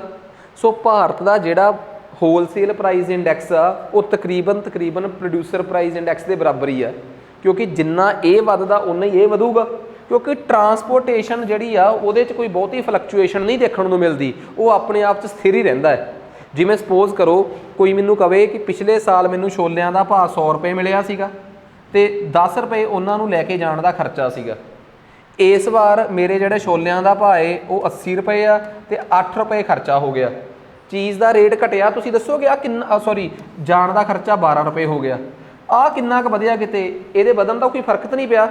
इट मीनस जे मैं इनू 110 करके जाना तो इनू मैं 92 करके जाना तो मैनू नहीं लगता क्योंकि बहुत वड्डा फर्क जिहड़ा है वो WPI दे विच दिसूगा। जिन्ना ही इत्थे किन्ने रुपए का फर्क दिस रहा है, 20 रुपए का, इत्थे किन्ने रुपए का फर्क दिस रहा है, 18 रुपए का, कोई बहुता फर्क तो नहीं गा। ਇਹਦਾ मतलब भारत क्यों नहीं गा फर्क ज़्यादा, क्योंकि भारत दे विच WPI एक तीसरी चीज़ जे जोड़ देंदे कि इस साल जिहड़ा टैक्स सीगा वो हैगा 8 रुपए, इस साल टैक्स 18 रुपए हो गया, फिर चक्कर पै जांदा। असल दे विच ट्रांसपोर्टेशन तो हर साल मोर और लैस उन्नी की रहिंदी है, थोड़ा बहुत ही रुपये 2 रुपए का फर्क पैंदा है। सो भारत दे विच WPI ही वधिया तरीके नाल मेजर हो जाता है क्योंकि वो टैक्स रहित आ। तो प्रोड्यूसर प्राइस इंडैक्स जिहड़ा है वो भी उहदे च की हुंदा है कि बस आपां किसान तो सीधा जाके पुछ लेना है, मंडी च जाके नहीं पुछना। किसान तो मंडी तक जाण च इक्को ही तो चीज़ का फर्क पै रहा, किहड़ी दा, ट्रांसपोर्टेशन का, जां वध तो वध एक चीज़ का फर्क होर पै सकदा सी टैक्स का, पर वो टैक्स काउंट नहीं हुंदा। इस करके भारत का जिहड़ा WPI आ ਉਹ ਉਤਪਾਦਕ ਮੁੱਲ ਸੂਚਕਾਂਕ ਦੇ ਨੇੜੇ ਤੇੜੇ ਹੀ ਆ ਦੁਨੀਆ ਦੇ ਦੂਜੇ ਦੇਸ਼ਾਂ ਦੇ, ਕਿਉਂਕਿ ਦੁਨੀਆ ਦੇ ਦੂਜੇ ਦੇਸ਼ਾਂ ਦਾ WPI ਸਾਡੇ ਨਾਲੋਂ ਅੱਡ ਆ। ਵਜ੍ਹਾ ਉਹ ਵਿੱਚ ਕੀ ਕਵਰ ਕਰ ਲੈਂਦੇ ਆ, ਟੈਕਸ ਕਵਰ ਕਰ ਲੈਂਦੇ ਆ। ਸਾਡਾ PPI ਆਲਮੋਸਟ ਸੇਮ ਹੀ ਆ। PPI ਦਾ ਮਕਸਦ ਵੀ ਇਹ ਹੁੰਦਾ ਕਿ ਪ੍ਰੋਡਿਊਸਰ ਨੂੰ ਜਾ ਕੇ ਪਤਾ ਪੁੱਛਣਾ, ਕੀ ਪੁੱਛਣਾ ਕਿ ਕਿੰਨੇ ਦਾ ਹੈ, ਇਹਦੇ 'ਚ ਕਿਹੜੀਆਂ ਕਿਹੜੀਆਂ ਚੀਜ਼ਾਂ ਨਹੀਂ ਹੁੰਦੀਆਂ। ਇੰਡਾਇਰੈਕਟ ਟੈਕਸ ਨਹੀਂ ਹੁੰਦਾ ਸਾਡੇ ਵਾਲੇ WP 'ਚ ਨਹੀਂ, ਟਰਾਂਸਪੋਰਟੇਸ਼ਨ ਵੀ ਨਹੀਂ ਹੋਣੀ ਚਾਹੀਦੀ ਸਾਡੇ ਵਾਲੇ 'ਚ ਨਹੀਂ ਹੈਗੀ। ਥੋੜ੍ਹਾ ਬਹੁਤਾ ਇਹਦੇ 'ਚ ਇੱਕ ਚੀਜ਼ ਸਾਡੇ ਵਾਲੇ WP 'ਚ ਇੱਕ ਚੀਜ਼ ਹੋਰ ਹੈਗੀ ਆ, ਮਾਰਜਨ। ਜਿਹੜਾ ਹੋਲਸੇਲ ਬਾਜ਼ਾਰ ਦੇ ਵਿੱਚ ਜਿਹੜਾ ਬੰਦਾ ਖਰੀਦਦਾ ਉਹਦਾ ਮਾਰਜਨ ਤਾਂ ਕਵਰ ਹੁੰਦਾ ਹੀ ਹੈ ਨਾ। ਸੋ ਆਹ ਦੋ ਚੀਜ਼ਾਂ ਤੇ ਹੈਗੀਆਂ, ਟਰਾਂਸਪੋਰਟ ਪਲੱਸ ਮਾਰਜਨ। ਇਹਦੇ ਕਰਕੇ ਕੁਛ ਕੁ ਤਾਂ ਫਰਕ ਪੈਂਦਾ ਹੈਗਾ, ਪਰ ਭਾਰਤ ਸਰਕਾਰ ਕਹਿੰਦੀ ਉਹ ਇੰਨਾ ਫਰਕ ਨਹੀਂ ਹੈਗਾ। ਆਲਮੋਸਟ ਜਦੋਂ ਅਸੀਂ PPI ਕੈਲਕੂਲੇਟ ਕਰਿਆ ਕਰਾਂਗੇ ਨਾ, ਉਹ ਵੀ ਉਨਾ ਹੀ ਨਿਕਲ ਕੇ ਆਊਗਾ ਜਿੰਨਾ ਕੁ ਆਪਣਾ WPI ਨਿਕਲ ਕੇ ਆਉਂਦਾ ਹੈ। ਸੋ ਇਸ ਕਰਕੇ ਸਾਨੂੰ ਬੜਾ ਜ਼ਿਆਦਾ ਆਹ ਦੇਖੋ, ਕੋਈ ਮੈਨੂੰ ਪੁੱਛੇ PPI ਤੇ WPI 'ਚ ਕੀ ਫਰਕ ਆ। ਪ੍ਰੋਡਿਊਸਰ ਪ੍ਰਾਈਸ ਇੰਡੈਕਸ ਦਾ ਮਤਲਬ ਆ ਪ੍ਰੋਡਿਊਸਰ ਨੂੰ ਪੁੱਛਣਾ ਕਿ ਪਿਛਲੇ ਸਾਲ ਨਾਲੋਂ ਵੱਧ ਤੈਨੂੰ ਇਸ ਸਾਲ ਕਿੰਨਾ ਵੱਧ ਫਰਕ ਮਿਲਿਆ। ਹੋਲਸੇਲ ਪ੍ਰਾਈਸ ਇੰਡੈਕਸ ਦਾ ਮਤਲਬ ਆ ਕਿ ਖੁਦਰਾ ਬਾਜ਼ਾਰ 'ਚ ਜਾ ਕੇ ਥੋਕ ਬਾਜ਼ਾਰ 'ਚ ਜਾ ਕੇ ਪੁੱਛਣਾ ਕਿ ਚੀਜ਼ਾਂ ਦੇ ਰੇਟ 'ਚ ਕਿੰਨਾ ਕੁ ਫਰਕ ਪਿਆ ਹੈ। ਹੋਲਸੇਲ ਪ੍ਰਾਈਸ ਇੰਡੈਕਸ ਕੀ ਕਵਰ ਕਰਦਾ ਹੈ, ਪ੍ਰੋਡਿਊਸਰ ਪ੍ਰਾਈਸ ਇੰਡੈਕਸ ਉਹਦੇ ਵਿੱਚ ਹੀ ਕਵਰ ਹੋ ਜਾਂਦਾ ਹੈ। ਮਤਲਬ ਕਿ ਚੀਜ਼ ਦਾ ਪ੍ਰੋਡਕਸ਼ਨ ਤੇ ਖਰਚਾ ਕਿੰਨਾ ਆਇਆ, ਪਲੱਸ ਟਰਾਂਸਪੋਰਟੇਸ਼ਨ, ਪਲੱਸ ਜੋ ਉੱਥੇ ਬੈਠਾ ਹੋਇਆ ਦਲਾਲ ਆ ਉਹਦਾ ਕੀ ਪ੍ਰੋਫਿਟ। ਤਿੰਨ ਚੀਜ਼ਾਂ ਨੂੰ ਜੋੜ ਕੇ ਅਗਲੇ ਸਾਲ ਨਾਲ ਕੰਪੇਅਰ ਕਰਾਂਗੇ ਤਾਂ WPI, ਕੱਲੀ ਪ੍ਰੋਡਕਸ਼ਨ ਨੂੰ ਅਗਲੇ ਸਾਲ ਨਾਲ ਕੰਪੇਅਰ ਕਰਾਂਗੇ ਤਾਂ PPI। ਜੇ ਇੱਕ ਸਾਲ ਤੁਹਾਨੂੰ ਕਿੰਨੀ ਪੈਦਾਵਾਰ ਜੋ ਕਮਾਈ ਮਿਲੀ ਆ ਤੇ ਅਗਲੇ ਸਾਲ ਕਿੰਨੀ ਮਿਲੀ ਆ, ਇਹਨਾਂ ਦੋਵਾਂ ਨੂੰ ਕੰਪੇਅਰ ਕਰਾਂਗੇ ਤਾਂ ਕੀ ਮਿਲੂਗਾ ਆਪਾਂ ਨੂੰ, PPI। ਤਿੰਨਾਂ ਚੀਜ਼ਾਂ ਨੂੰ ਜੋੜ ਕੇ ਅਗਲੇ ਸਾਲ ਦੀਆਂ ਤਿੰਨਾਂ ਚੀਜ਼ਾਂ ਨੂੰ ਜੋੜ ਕੇ ਕੰਪੇਅਰ ਕਰਾਂਗੇ ਤਾਂ ਤੁਹਾਨੂੰ ਕੀ ਮਿਲੂਗਾ, WPI। ਆਹ ਦੱਸੋ ਜੀ, ਕਹਾਣੀ ਸਮਝ ਆ ਗਈ, WPI। ਪਰ ਇੱਕ ਚੀਜ਼ ਹੋਰ, ਇੱਕ ਸਵਾਲ ਹੋਰ ਆ ਜਿਹੜਾ ਬਹੁਤ ਇੰਪੋਰਟੈਂਟ ਆ। ਪ੍ਰੋਡਿਊਸਰ ਪ੍ਰਾਈਸ ਇੰਡੈਕਸ ਵਾਲੇ ਜਿਹੜੇ ਉਹਦੀ ਫੇਵਰ ਕਰਦੇ ਹੋ, ਇੱਕ ਗੱਲ ਹੋਰ ਕਹਿੰਦੇ ਆ, ਉਹ ਕਹਿੰਦੇ ਕਿ ਸਰ ਜਦੋਂ ਅਸੀਂ ਪ੍ਰੋਡਿਊਸਰ ਪ੍ਰਾਈਸ ਇੰਡੈਕਸ ਦੇਖਦੇ ਆ ਨਾ, ਕਈ ਲੋਕ ਸੇਵਾਵਾਂ ਵੀ ਵੇਚਦੇ ਆ। ਅਸੀਂ ਪ੍ਰੋਡਿਊਸਰ ਪ੍ਰਾਈਸ ਇੰਡੈਕਸ ਦੇ ਵਿੱਚ ਇੱਕ ਬੰਦੇ ਨੂੰ ਇਹ ਵੀ ਜਾ ਕੇ ਪੁੱਛਦੇ ਹਾਂ ਕਿ ਜਿਹੜੀ ਤੂੰ ਸਰਵਿਸ ਦੇ ਰਿਹਾ ਅੱਜ ਦੇ ਜ਼ਮਾਨੇ 'ਚ, ਸਰਵਿਸ ਕੀ ਦੇ ਰਿਹਾ ਹੋਊਗਾ। ਸ਼ਾਇਦ ਕਈ ਲੋਕਾਂ ਨੇ ਆਪਣੀਆਂ ਛੋਟੀਆਂ ਦੁਕਾਨਾਂ ਖੋਲ੍ਹੀਆਂ ਸੇਵਾਵਾਂ ਦੇਣ ਦੀਆਂ, ਸਰਵਿਸਿਜ਼ ਦੀਆਂ। ਤੂੰ ਦੱਸ ਕਿ ਪਿਛਲੇ ਸਾਲ ਨਾਲੋਂ ਤੇਰੀ ਇਹ ਸਰਵਿਸ ਕਿੰਨੀ ਮਹਿੰਗੀ ਹੋਈ ਹੈ। WPI ਦੀ ਸਭ ਤੋਂ ਵੱਡੀ ਪ੍ਰੋਬਲਮ ਉਹ ਸਰਵਿਸਿਜ਼ ਨੂੰ ਕਾਊਂਟ ਹੀ ਨਹੀਂ ਕਰਦਾ। ਇਸ ਕਰਕੇ ਜੇ ਅਸੀਂ ਗਰਾਊਂਡ ਲੈਵਲ 'ਤੇ ਜਾ ਕੇ ਪ੍ਰੋਡਿਊਸਰਸ ਨੂੰ ਪਤਾ ਕਰਨਾ ਹੈ, ਪੈਦਾ ਕਰਨ ਵਾਲਿਆਂ ਨੂੰ ਪਤਾ ਕਰਨਾ ਕਿ ਤੁਹਾਡੇ ਗੁੱਡਸ ਤੇ ਤੁਹਾਡੀਆਂ ਸਰਵਿਸਿਜ਼ ਦੇ ਮੁੱਲ 'ਚ ਕਿੰਨਾ ਫਾਇਦਾ ਬਚਤ ਹੋਈ ਹੈ, ਤੁਹਾਨੂੰ ਪਿਛਲੇ ਸਾਲ ਨਾਲੋਂ ਕਿੰਨੀਆਂ ਚੀਜ਼ਾਂ ਮਹਿੰਗੀਆਂ ਹੋਈਆਂ ਤੁਹਾਡੀਆਂ, ਤਾਂ ਸਾਨੂੰ PPI ਵੱਲ ਜਾਣਾ ਹੀ ਪਊਗਾ। ਕਿਉਂਕਿ PPI ਇੱਕ ਤਾਂ ਟਰੂ ਰੇਟ ਦੱਸਦਾ ਹੈ, ਹੋਲਸੇਲ 'ਚ ਬੈਠੇ ਹੋਏ ਦਲਾਲ ਦਾ ਮਾਰਜਨ ਨਹੀਂ ਉਹਦੇ 'ਚ ਹੁੰਦਾ, ਤੇ ਵਿੱਚ ਟਰਾਂਸਪੋਰਟੇਸ਼ਨ ਤੇ ਹੋਰ ਖਰਚੇ ਵਿੱਚ ਕਾਊਂਟ ਨਹੀਂ ਹੁੰਦੇ। ਟਰੂ ਪਿਕਚਰ ਦੱਸਦਾ ਹੈ ਪ੍ਰੋਡਿਊਸਰ ਦੇ ਐਂਗਲ ਤੋਂ। ਪਲੱਸ ਇਹ ਇਕੱਲੇ ਗੁੱਡਸ ਦੀ ਗੱਲ ਨਹੀਂ ਕਰਦਾ, ਇਹ ਗੁੱਡਸ ਦੇ ਨਾਲ ਨਾਲ ਕਿਹਦੀ ਗੱਲ ਕਰਦਾ ਹੈ, ਸਰਵਿਸਿਜ਼ ਦੀ ਗੱਲ ਵੀ ਕਰਦਾ ਹੈ। ਜੇ ਕੋਈ ਕਵੇ ਤੁਹਾਨੂੰ ਕਿ ਕਿਸ ਐਂਗਲ ਤੋਂ ਤੁਸੀਂ ਕਹੋਗੇ ਕਿ PPI ਤੇ CPI ਇੱਕ ਬਰਾਬਰ ਨੇ, ਤੁਸੀਂ ਕਹੋਗੇ ਦੋਵੇਂ ਸਰਵਿਸਿਜ਼ ਕਵਰ ਕਰਦੇ ਆ। ਕਿਸ ਐਂਗਲ ਤੋਂ ਕਹੋਗੇ ਕਿ PPI ਤੇ CPI ਇੱਕ ਦੂਜੇ ਤੋਂ ਅੱਡ ਨੇ, ਪ੍ਰੋਡਿਊਸਰ ਪ੍ਰਾਈਸ ਇੰਡੈਕਸ ਪੈਦਾ ਕਰਨ ਵਾਲੇ ਤੋਂ ਰੇਟਾਂ ਦਾ ਬਦਲਾਵ ਚੇਂਜ ਪਤਾ ਕਰਦਾ ਹੈ, ਤੇ ਕੰਜ਼ਿਊਮਰ ਪ੍ਰਾਈਸ ਇੰਡੈਕਸ ਖਰੀਦਣ ਵਾਲੇ ਤੋਂ ਪਤਾ ਕਰਦਾ। ਬਹੁਤ ਵੱਡਾ ਫਰਕ ਪੈ ਗਿਆ। ਦੂਜਾ ਸਵਾਲ, ਕਿਵੇਂ ਕਹੋਗੇ ਕਿ PPI ਤੇ WPI ਸੇਮ ਹੀ ਨੇ, ਦੋਵੇਂ ਕਿਸੇ ਪ੍ਰਕਾਰ ਦੇ ਟੈਕਸ ਨੂੰ ਵਿੱਚ ਕੰਸੀਡਰ ਨਹੀਂ ਕਰਦੇ। ਕਿਵੇਂ ਕਹੋਗੇ ਕਿ PPI ਤੇ WPI ਇੱਕ ਦੂਜੇ ਤੋਂ ਅੱਡ ਨੇ। PPI ਇਕੱਲਾ ਪ੍ਰੋਡਕਸ਼ਨ, ਇੱਕ ਸਾਲ ਦੇ ਵਿੱਚ ਕਿੰਨਾ ਪ੍ਰੋਡਕਸ਼ਨ 'ਚ ਰੇਟ ਫਰਕ ਪਿਆ ਉਹ ਦੱਸਦਾ ਹੈ। WPI ਪ੍ਰੋਡਕਸ਼ਨ ਦੇ ਨਾਲ ਨਾਲ ਟਰਾਂਸਪੋਰਟੇਸ਼ਨ ਪਲੱਸ ਦਲਾਲ ਦੇ ਮਾਰਜਨ ਨੂੰ ਵੀ ਕਵਰ ਕਰਦਾ ਹੈ। ਕਿ ਪਲੱਸ ਇੱਕ ਹੋਰ ਫਰਕ, PPI ਇਕੱਲਾ ਉਤਪਾਦਕ ਤੋਂ, ਉਹਨਾਂ ਉਤਪਾਦਕਾਂ ਤੋਂ ਨਹੀਂ ਜਾਂਦਾ, ਉਹਨਾਂ ਪ੍ਰੋਡਿਊਸਰ ਕੋਲ ਨਹੀਂ ਜਾਂਦਾ ਜਿਹੜੇ ਇਕੱਲੇ ਗੁੱਡਸ ਪ੍ਰੋਡਿਊਸ ਕਰਦੇ ਆ, ਉਹਨਾਂ ਕੋਲ ਵੀ ਜਾਂਦਾ ਜਿਹੜੇ ਕੀ ਪੈਦਾ ਕਰਦੇ ਆ, ਸੇਵਾਵਾਂ ਪੈਦਾ ਕਰਦੇ ਆ, ਸਰਵਿਸਿਜ਼ ਪੈਦਾ ਕਰਦੇ ਆ। ਪਰ WPI ਸਿਰਫ ਤੇ ਸਿਰਫ ਗੁੱਡਸ ਨੂੰ ਕੰਸੀਡਰ ਕਰਕੇ ਚੱਲਦਾ ਹੈ, ਸਮਾਨ ਨੂੰ ਕੰਸੀਡਰ ਕਰਕੇ ਚੱਲਦਾ ਹੈ। ਭਈ ਪੱਲੇ ਕਿ ਨਹੀਂ। ਸੋ ਉਮੀਦ ਕਰਦਾ ਕਿ ਤੁਹਾਨੂੰ ਹਰ ਪ੍ਰਕਾਰ ਦਾ ਜਿਹੜਾ ਇੰਡੈਕਸ ਆ ਉਹਦੀ ਤਸੱਲੀ ਹੋ ਗਈ ਹੋਊਗੀ ਕਿ ਅੱਛਾ ਇਹ ਆ PPI ਵਰਸਿਸ CPI ਵੀ ਦੱਸਦਾ, PPI ਵਰਸਿਸ UPI ਵੀ ਦੱਸਦਾ। ਸੋ ਇਹ ਚੀਜ਼ਾਂ ਜਿਹੜੀਆਂ ਨੇ ਨਾ ਤੁਹਾਨੂੰ ਬਹੁਤ ਔਖੀਆਂ ਹੋ ਸਕਦੀਆਂ ਸੀ। ਲਾਸਟ 'ਚ ਰਹਿ ਗਿਆ ਸਾਡਾ ਇੱਕ ਹੋਰ ਇੰਡੈਕਸ, ਬੜਾ ਇੰਪੋਰਟੈਂਟ ਆ। ਦੇਖੋ ਤੁਹਾਨੂੰ ਇਹ ਤਾਂ ਸਮਝ ਆ ਗਈ ਕਿ ਟੌਪਿਕ ਜਿਹੜਾ ਸੀ ਆਪਣੇ ਆਪ 'ਚ ਕਾਫੀ ਹੈਲਦੀ ਟੌਪਿਕ ਆ, ਠੀਕ ਆ। ਜੇ ਤੁਸੀਂ ਕਹੋਗੇ ਨਾ, ਮੈਂ ਵੈਸੇ ਚਲੋ ਇਹ ਸ਼ੋਰ ਕਰ ਦਿੰਦਾ ਮੈਂ ਕਿ ਮੈਂ ਉਹਨਾਂ ਨੂੰ ਕਹਿ ਦਿੰਦਾ ਗੁਰਦਿੱਤ ਜੀ ਨੂੰ ਕਿ ਤੁਹਾਨੂੰ ਨਾ ਆਹ ਕੰਟੈਂਟ ਸਾਰਾ ਜਿਹੜਾ ਹੈ ਪ੍ਰੋਪਰਲੀ ਇਹ ਆਪਾਂ ਬਾਈਲਿੰਗੁਅਲ ਕਰਕੇ ਹੀ ਤੁਹਾਨੂੰ ਅਵੇਲੇਬਲ ਕਰਾ ਦਾਂਗੇ ਆ ਜਿਹੜਾ ਇਹ ਚੈਪਟਰ ਆ, ਠੀਕ ਆ। ਪਰ ਇਹ ਇੱਕ ਦਾ ਦਿਨ ਲੱਗੂਗਾ ਕਿਉਂਕਿ ਇਹਦੀ ਫਿਰ ਪ੍ਰੂਫ ਰੀਡਿੰਗ ਚਾਹੀਦੀ ਹੋਊਗੀ, ਥੋੜੀ ਜਿਹੀ ਪੜ੍ਹਨਾ ਵੀ ਪਊਗਾ ਟਰਾਂਸਲੇਸ਼ਨ ਤੋਂ ਬਾਅਦ। ਖੈਰ ਆਪਾਂ ਆਪਣੇ ਮਸਲੇ ਤੇ ਚੱਲਦੇ ਹਾਂ। ਕਹਿੰਦੇ ਇੱਕ ਤੀਸਰੇ ਪ੍ਰਕਾਰ ਦਾ ਸੂਚਕਾਂਕ ਹੁੰਦਾ ਜਿਹਨੂੰ ਆਪਾਂ ਕਹਿੰਦੇ ਆ ਉਦਯੋਗਿਕ ਉਤਪਾਦਨ ਸੂਚਕਾਂਕ, ਇੰਡੈਕਸ ਆਫ ਇੰਡਸਟਰੀਅਲ ਪ੍ਰੋਡਕਸ਼ਨ। ਇਹ ਬੇਸਿਕਲੀ ਕੀ ਆ? ਕਹਿੰਦੇ ਜਦੋਂ ਅਸੀਂ ਇੰਡਸਟਰੀਜ਼ ਤੋਂ ਜਾ ਕੇ ਪੁੱਛਣਾ, ਹਰ ਪ੍ਰਕਾਰ ਦੀ ਇੰਡਸਟਰੀ, ਸਾਬਣ, ਕੱਪੜੇ, ਪੱਖਾ, ਸੁੱਚ, ਕੈਮਰਾ, ਲੈਪਟਾਪ, ਪਰਸ ਬਣਾਉਣ ਵਾਲੀ ਕੰਪਨੀ, ਗਲਾਸ ਬਣਾਉਣ ਵਾਲੀ ਕੰਪਨੀ, ਜਿੰਨਾ ਕੁਛ ਮੇਰੇ ਸਾਹਮਣੇ ਸੀ ਮੈਂ ਦੱਸਦਾ। ਸੋ ਇਹ ਸਾਰੀਆਂ ਚੀਜ਼ਾਂ ਬਣਾਉਣ ਵਾਲੀ ਜਿਹੜੀ ਕੰਪਨੀਆਂ ਏ, ਇਹਨਾਂ ਤੋਂ ਕਿੰਨੀਆਂ ਕੰਪਨੀਜ਼ ਕਵਰ ਨੇ? ਅਪਰੋਕਸੀਮੇਟਲੀ ਐਗਜ਼ੈਕਟਲੀ ਦੱਸਦਾ 407 ਕੰਪਨੀਜ਼ ਜਿਹੜੀਆਂ ਨੇ ਉਹ ਕਵਰ ਨੇ ਇਹਦੇ 'ਚ, ਜਿਨ੍ਹਾਂ ਤੋਂ ਇਹ ਪੁੱਛਿਆ ਜਾਂਦਾ ਹੈ ਕਿ ਪਿਛਲੇ ਸਾਲ ਦੀ ਇਸੇ ਤਿਮਾਹੀ ਦੀ ਤੁਹਾਡੀ ਪ੍ਰੋਡਕਸ਼ਨ ਕਿੰਨੀ ਸੀ ਤੇ ਇਸ ਸਾਲ ਦੀ ਕਿੰਨੀ ਹੈ। ਇਹਨੂੰ ਕਹਿੰਦੇ ਇੰਡੈਕਸ ਆਫ ਇੰਡਸਟਰੀਅਲ ਪ੍ਰੋਡਕਸ਼ਨ। ਪਹਿਲਾ ਸਵਾਲ ਪੁੱਛਦਾ ਕੌਣ ਆ? MoSPI, ministry of statistic and programming implementation. ਉਹਨਾਂ ਦਾ ਕਿਹੜਾ ਵਿਭਾਗ? CSO। ਤੇ ਖੈਰ ਆ ਜਾਓ, ਇਹਦਾ ਗੱਲ ਸਮਝ ਆ ਗਈ। ਇੰਡਸਟਰੀਅਲ ਪ੍ਰੋਡਕਸ਼ਨ ਦਾ ਇੰਡੈਕਸ ਜਿਹੜਾ ਹੈ ਉਹ ਇਹ ਦੱਸਦਾ ਹੈ ਕਿ ਉਦਯੋਗਿਕ ਉਤਪਾਦਨ ਦੇ ਵਿੱਚ ਪਿਛਲੇ ਸਾਲ ਦੇ ਮੁਕਾਬਲੇ ਇਸ ਸਾਲ ਦੀ ਇਸੇ ਤਿਮਾਹੀ 'ਚ ਕਿੰਨਾ ਫਰਕ ਪਿਆ ਹੈ। ਠੀਕ ਆ, ਇਹ ਗੱਲ ਕਲੀਅਰ ਹੋ ਗਈ।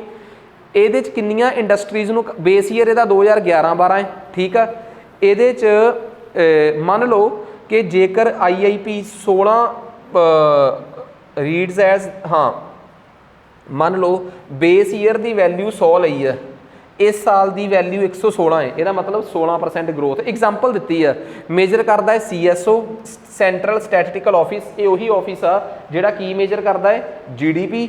ਇਹੀ ਆਫਿਸ ਆ ਜੋ ਕੀ ਮੇਜਰ ਕਰਦਾ ਹੈ? ਇਨਫਲੇਸ਼ਨ, CPI ਵਾਲੀ। CSO ਯਾਦ ਆ, CSO ਵਾਲੇ ਮੇਜਰ ਕਰਦੇ ਆ, NSSO ਵਾਲੇ ਸਰਵੇ ਕਰਕੇ ਆਉਂਦੇ ਆ। ਇਹ ਕਿਹੜੇ ਦਫ਼ਤਰ ਦੇ ਅੰਡਰ ਨੇ? NSO ਦੇ। NSO ਕਿਹਦੇ ਅੰਡਰ ਆ?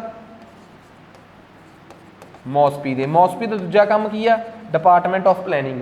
ਇਹ ਡਿਪਾਰਟਮੈਂਟ ਆਫ ਸਟੈਟਿਸਟਿਕਲ ਆ, NSO। ਇਹ ਇੱਕ ਦਫ਼ਤਰ ਇਹ ਆ, ਇੱਕ ਸਟੈਟਿਸਟਿਕਸ ਵਾਲਾ ਦਫ਼ਤਰ ਆ। ਖੈਰ ਪੜ੍ਹਾਊਂਗਾ ਮੈਂ ਇਹਦੇ ਬਾਰੇ। ਹੁਣ ਗੱਲ ਕਰਦੇ ਆ ਕਿ ਇਹ WPI ਨਾਲ ਇਹਦੀ ਇੱਕ ਖਾਸੀਅਤ ਹੋਰ ਆ। ਉਹ ਸੌਰੀ, ਇੱਕ ਆ ਸੁਣੋ, WPI ਤੇ CPI 'ਚ ਇੱਕ ਹੋਰ ਫਰਕ। WPI ਮੰਥਲੀ ਆ ਤੇ CPI ਕੁਆਟਰਲੀ ਆ। ਜੇ ਕੋਈ ਮੈਨੂੰ ਪੁੱਛੇ IIP ਕੀ ਆ, ਇਹ ਵੀ ਮੰਥਲੀ ਆ। ਆ ਪੱਲੇ ਪੈ ਗਈ ਗੱਲ। ਸੋ ਇਹ ਵੀ ਇੱਕ ਮੰਥਲੀ ਆ। ਹੁਣ ਗੱਲ ਕਰਦੇ ਆ IIP ਦੀ ਲੋੜ ਕਿਉਂ ਪੈਂਦੀ ਆ। ਸਾਡੇ ਦੇਸ਼ 'ਚ ਇਸ ਵਾਰ ਉਦਯੋਗਿਕ ਤਰੱਕੀ ਇੰਨੀ ਹੋਈ ਆ, ਇਹ ਪਤਾ ਕਿੱਥੋਂ ਲੱਗੂਗਾ? IIP ਤੋਂ। ਭਾਰਤ ਸਰਕਾਰ ਦੀਆਂ ਨੀਤੀਆਂ ਬਣਾਉਣ 'ਚ ਕੰਮ ਆਊਗਾ। ਇਹਦੇ ਨਾਲ ਵਿਦੇਸ਼ੀ ਨਿਵੇਸ਼ ਵਧੂਗਾ ਜੇ ਉਹਨਾਂ ਨੂੰ ਪਤਾ ਲੱਗਾ ਕਿ ਸਾਡੇ ਦੇਸ਼ 'ਚ ਵਧੀਆ ਕੰਮ ਚੱਲ ਰਿਹਾ ਹੈ, ਪ੍ਰੋਡਕਸ਼ਨ ਨੂੰ ਹੌਸਲਾ ਮਿਲਦਾ ਹੈ। ਇਹੋ ਜਿਹੇ ਕਈ ਕੰਮ ਆ। ਹੁਣ ਇਹ ਤਾਂ ਸਮਝ ਆ ਗਈ, ਤਾਂ ਆਮ ਜੀ ਗੱਲ ਸੀ। ਟੈਕਨੀਕਲ ਗੱਲਾਂ 'ਤੇ ਆਉਂਦੇ ਆ ਕਿ ਕਿੰਨੇ ਇਹਦੇ 'ਚ ਉਹ ਨੇ। ਇਹਦੇ 'ਚ ਟੋਟਲ 407 ਕੈਟੇਗਰੀ ਬਣੀਆਂ ਨੇ ਇੰਡਸਟਰੀਜ਼ ਦੀਆਂ। ਠੀਕ ਆ, ਉਹ ਕੈਟੇਗਰੀਜ਼ ਮੋਟੇ ਤੌਰ ਤੇ 3 ਹਿੱਸਿਆਂ 'ਚ ਨੇ। ਇੱਕ ਕੈਟੇਗਰੀ ਹੈਗੀ ਆ ਮਾਈਨਿੰਗ, ਇੱਕ ਕੈਟੇਗਰੀ ਹੈਗੀ ਆ ਆਪਣੀ ਮੈਨੂਫੈਕਚਰਿੰਗ, ਇੱਕ ਇਲੈਕਟ੍ਰੀਸਿਟੀ। ਤੁਸੀਂ ਦੱਸੋ ਮਾਈਨਿੰਗ ਦੀਆਂ ਕਿੰਨੀਆਂ, ਮਾਈਨਿੰਗ ਕੈਟੇਗਰੀ 'ਚ ਕਿੰਨੀਆਂ ਇੰਡਸਟਰੀਜ਼ ਨੇ? ਮਾਈਨਿੰਗ ਕੈਟੇਗਰੀ 'ਚ ਇੱਕੋ ਹੀ ਇੰਡਸਟਰੀ ਆ ਮਾਈਨਿੰਗ, ਇਹਦੇ ਅੰਦਰ ਕੋਈ ਇੰਡਸਟਰੀ ਨਹੀਂ ਹੁੰਦੀ। ਇਲੈਕਟ੍ਰੀਸਿਟੀ ਵਾਲੀ ਕੈਟੇਗਰੀ 'ਚ ਇੱਕੋ ਹੀ ਇੰਡਸਟਰੀ ਆ, ਇਲੈਕਟ੍ਰੀਸਿਟੀ ਇੰਡਸਟਰੀ, ਹੋਰ ਕੁਝ ਹੁੰਦਾ ਹੀ ਨਹੀਂ। ਮੈਨੂਫੈਕਚਰਿੰਗ ਵਾਲੇ ਪਾਸੇ 405 ਇੰਡਸਟਰੀਜ਼ ਨੇ। ਫਲਾਣੀ ਦੀ ਮੈਨੂਫੈਕਚਰਿੰਗ, ਢਮਕਾਣੇ ਦੀ ਮੈਨੂਫੈਕਚਰਿੰਗ, ਮੈਨੂਫੈਕਚਰਿੰਗ, ਮੈਨੀ 3 ਕੈਟੇਗਰੀਜ਼ 'ਚ ਕੁੱਲ ਮਿਲਾ ਕੇ ਕਿੰਨੀਆਂ ਇੰਡਸਟਰੀਜ਼ ਨੇ? 407। ਇਹਨਾਂ 407 ਇੰਡਸਟਰੀਜ਼ ਨੂੰ ਵੇਟੇਜ ਮਿਲੀ ਹੋਈ ਆ। ਕਿਸੇ ਨੂੰ ਕਿੰਨੀ, ਕਿਸੇ ਨੂੰ ਕਿੰਨੀ, ਕਿਸੇ ਨੂੰ ਇੰਨੀ, ਕਿਸੇ ਨੂੰ ਇੰਨੀ। ਸਾਰਿਆਂ ਦੀ ਵੇਟੇਜ ਟੋਟਲ ਮਿਲਾ ਕੇ ਕਿੰਨੀ ਹੋ ਗਈ? 100। ਕਿੰਨੀ ਹੋ ਗਈ? 100 ਸਭ ਨੂੰ ਮਿਲਾ ਕੇ ਟੋਟਲ ਵੇਟੇਜ ਆ। ਇਹ ਪੱਲੇ ਪੈ ਗਈ ਗੱਲ।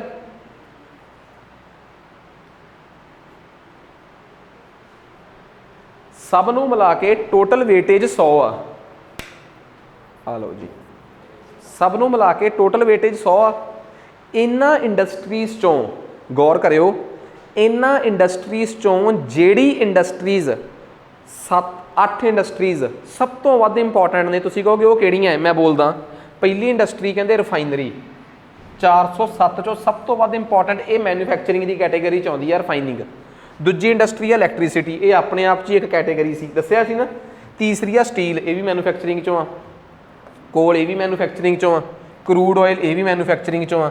ਨੈਚੁਰਲ ਗੈਸ, ਇਹ ਵੀ ਮੈਨੂਫੈਕਚਰਿੰਗ 'ਚੋਂ ਆ। ਸੀਮੈਂਟ ਤੇ ਫਰਟੀਲਾਈਜ਼ਰਸ। ਠੀਕ ਆ, ਸੋ ਇਹ ਆਪਣੀਆਂ ਜਿਹੜੀਆਂ ਇੰਡਸਟਰੀਜ਼ ਨੇ ਕੁੱਲ ਮਿਲਾ ਕੇ ਇਹ 8 ਇੰਡਸਟਰੀਜ਼ ਨੇ। ਇਹਨਾਂ 407 ਚੋਂ ਇਹ ਉਹ 8 ਇੰਡਸਟਰੀਜ਼ ਨੇ। ਤੁਹਾਨੂੰ ਪਤਾ ਇਹਨਾਂ ਸਾਰੀਆਂ ਦੀ 8 ਦੀ ਟੋਟਲ ਵੇਟੇਜ ਕਿੰਨੀ ਹੈ? 40। ਇਹਨਾਂ 8 ਦੀ ਟੋਟਲ ਵੇਟੇਜ 40 ਹੈ ਕਿਉਂਕਿ ਇਹ ਸੈਕਟਰ ਹੀ ਬਹੁਤ ਵੱਡੇ ਨੇ। ਇਹਨਾਂ ਨੂੰ ਕੋਰ ਇੰਡਸਟਰੀਜ਼ ਕਿਹਾ ਜਾਂਦਾ ਹੈ। ਕੀ ਕਿਹਾ ਜਾਂਦਾ ਹੈ? 8 ਕੋਰ ਇੰਡਸਟਰੀਜ਼, 8 ਮੁੱਖ ਉਦਯੋਗਿਕ ਅਦਾਰੇ। ਇਹ 8 ਮੁੱਖ ਇੰਡਸਟਰੀਜ਼ ਨੇ ਇਹਨਾਂ 407 ਦੇ ਵਿੱਚੋਂ। ਇਹਨਾਂ ਤੇ ਨਿਗਾਹ ਸਭ ਦੀ ਹੁੰਦੀ ਆ, ਸਭ ਤੋਂ ਵੱਧ ਨਿਗਾਹ ਇਹਨਾਂ ਤੇ ਹੁੰਦੀ ਆ। ਉਹਦੀ ਵਜ੍ਹਾ ਕੀ ਆ? ਪਲੀਜ਼ ਗੌਰ ਕਰਿਓ। ਦੇਖੋ ਅਸਲ ਦੇ ਵਿੱਚ ਕੀ ਆ, ਕਹਿੰਦੇ ਇਹਨਾਂ 8 ਚੋਂ ਵੀ ਰੱਟਾ ਮਾਰ ਲਿਓ, ਸਭ ਤੋਂ ਵੱਧ ਵੇਟੇਜ ਕਿਹਦੀ ਆ? ਰਿਫਾਈਨਰੀ ਦੀ। ਇਸ ਵਾਰ ਦੇ ਇਕਨੋਮਿਕ ਸਰਵੇ 'ਚ ਵੀ ਇਹਦੀ ਵੇਟੇਜ ਸਭ ਤੋਂ ਵੱਧ ਆ। ਇਲੈਕਟ੍ਰੀਸਿਟੀ, ਸਟੀਲ ਚੈੱਕ ਕਰੀਏ ਇਕਨੋਮਿਕ ਸਰਵੇ 'ਚ ਇਸ ਵਾਰ ਇਹਨਾਂ ਨੇ, ਮੈਂ ਚੈੱਕ ਨਹੀਂ ਕੀਤਾ ਜੇ ਇਸ ਵਾਰ ਨਾ ਇਕਨੋਮਿਕ ਸਰਵੇ 'ਚ ਇਨਫਲੇਸ਼ਨ ਵਾਲਾ ਚੈਪਟਰ ਆਇਆ ਬਹੁਤ ਛੋਟਾ ਜਿਹਾ ਹੈ, ਠੀਕ ਆ। ਤੇ ਬਸ ਇਹਨਾਂ ਨੇ ਆਹੀ ਦੱਸਿਆ ਹੈ। ਵੈਸੇ ਨਾ ਮੈਂ ਇੱਕ ਗੱਲ ਹੋਰ ਕਰੂੰਗਾ ਕਿ ਜੇ ਨਾ ਮੈਨੂੰ ਦੇਖੋ ਆ ਬੜੀ ਸਿੰਪਲ ਜਿਹੀਆਂ ਗੱਲਾਂ ਹੈ, ਠੀਕ ਆ। ਜੇ ਮੈਨੂੰ ਲੱਗਿਆ ਕਿ ਕੋਈ YouTube ਤੇ ਕਿਸੇ ਨੇ ਇਸ ਚੈਪਟਰ ਦੀ ਵਧੀਆ ਵਿਆਖਿਆ ਕੀਤੀ ਆ ਕਿ ਆ ਛੋਟੇ ਛੋਟੇ ਕਾਰਨ, ਕਿਉਂਕਿ ਸਮਝਾਉਣ ਵਾਲੀ ਕੋਈ ਗੱਲ ਹੀ ਨਹੀਂ, ਠੀਕ ਆ। ਬੜੇ ਸਿੰਪਲ ਤਾਂ ਮੈਂ ਤੁਹਾਡੇ ਨਾਲ ਸ਼ੇਅਰ ਕਰ ਦੂੰਗਾ। ਦੱਸਿਆ ਕੀ ਹੋਇਆ ਇਹਨਾਂ ਨੇ ਕਿ ਸਾਡੇ ਦੇਸ਼ 'ਚ ਫਾਰਮਾਸਿਊਟੀਕਲਸ ਦੇ ਜਿਹੜੇ ਪ੍ਰਾਈਸ ਆ ਉਹਨਾਂ ਨੂੰ ਵਧਾਉਣ ਦੀ, ਕੰਟਰੋਲ ਕਰਨ ਦੀ ਲੋੜ ਆ। ਵਜ੍ਹਾ ਕਿਉਂਕਿ ਸਾਡੇ ਰੇਟ ਬਹੁਤ ਫਲਕਚੁਏਟ ਹੋ ਰਹੇ ਆ, ਉਹਦੇ ਕਰਕੇ ਮਹਿੰਗਾਈ ਵੱਧ ਜਾਂਦੀ ਕਈ ਵਾਰੀ। ਤੇ ਇਹਦੇ 'ਚ ਇੱਕ ਬੜੀ ਨਾ ਟੈਕਨੀਕਲ ਕੁੰਡੀ ਦੱਸੀ ਇਹਨਾਂ ਨੇ ਕਿ ਭਾਰਤ ਸਰਕਾਰ ਜੇ ਪੇਪਰ 'ਚ ਆ ਗਿਆ ਨਾ ਕਿ ਕਿਵੇਂ ਮਹਿੰਗਾਈ ਕੰਟਰੋਲ ਕਰ ਰਹੀ ਆ, ਤੇ ਮੈਂ ਨਾ ਬੜੇ ਅੱਗੇ ਜਾ ਕੇ ਵੀ ਪੜ੍ਹਾਊਂਗਾ। ਭਾਰਤ ਦੇ ਵਿੱਚ ਨਾ ਇੱਕ ਨਾ ਡਿਪਾਰਟਮੈਂਟ ਆਫ ਫਾਰਮਾਸਿਊਟੀਕਲ ਆ। ਆਮ ਬੰਦੇ ਨੂੰ ਲੱਗਦਾ ਕਿ ਇਹ ਡਿਪਾਰਟਮੈਂਟ ਜਿਹੜਾ ਹੈ ਇਹ ਮਿਨਿਸਟਰੀ ਆਫ ਹੈਲਥ ਦੇ ਅੰਡਰ ਹੋਊਗਾ, ਨਹੀਂ, ਮਿਨਿਸਟਰੀ ਆਫ ਕੈਮੀਕਲਸ ਦੇ ਅੰਡਰ ਆ ਡਿਪਾਰਟਮੈਂਟ ਆਫ ਫਾਰਮਾਸਿਊਟੀਕਲ। ਉਹਨਾਂ ਦੇ ਇੱਕ ਲਿਸਟ ਬਣਾਉਂਦੇ ਆ, ਉਹਨੂੰ ਕਹਿੰਦੇ ਆ national list of essential medicines. ਇਹ ਬਣਾਉਂਦਾ ਕੌਣ ਆ? National pharmaceutical pricing authority. National pharmaceutical pricing authority ਇਹ ਆਉਂਦੀ ਆ ਡਿਪਾਰਟਮੈਂਟ ਆਫ ਫਾਰਮਾਸਿਊਟੀਕਲਸ ਦੇ ਅੰਡਰ। ਡਿਪਾਰਟਮੈਂਟ ਆਫ ਫਾਰਮਾਸਿਊਟੀਕਲ ਹੈਗਾ ਮਿਨਿਸਟਰੀ ਆਫ ਕੈਮੀਕਲਸ ਦੇ ਅੰਡਰ। ਇਸ ਡਿਪਾਰਟਮੈਂਟ ਆਫ ਫਾਰਮਾਸਿਊਟੀਕਲ ਦੇ ਅੰਡਰ ਇੱਕ ਅਥਾਰਟੀ ਆ ਨੈਸ਼ਨਲ ਫਾਰਮਾਸਿਊਟੀਕਲ ਪ੍ਰਾਈਸਿੰਗ ਅਥਾਰਟੀ।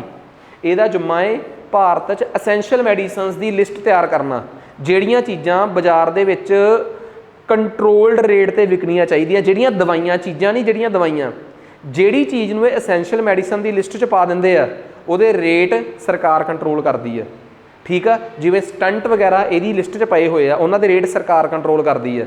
ਇਸ ਕਰਕੇ ਭਾਰਤ ਸਰਕਾਰ ਦੀ ਮਹਿੰਗਾਈ ਰੋਕਣ ਦੀ ਨੀਤੀ 'ਚ ਸਭ ਤੋਂ ਪਹਿਲਾਂ ਹੁੰਦਾ, ਜੇ ਕੋਈ ਦਵਾਈ ਰੇਟ ਵਧਾ ਰਹੀ ਆ, ਆਪਣੇ ਕਾਨੂੰਨ ਦੀ ਤਾਕਤ ਨੂੰ ਵਰਤ ਕੇ ਉਹਨੂੰ ਅਸੈਂਸ਼ੀਅਲ ਮੈਡੀਸਨ 'ਚ ਪਾ ਦਿਓ, ਫਿਰ ਉਹਦਾ ਰੇਟ ਕੰਟਰੋਲ ਕਰੋ।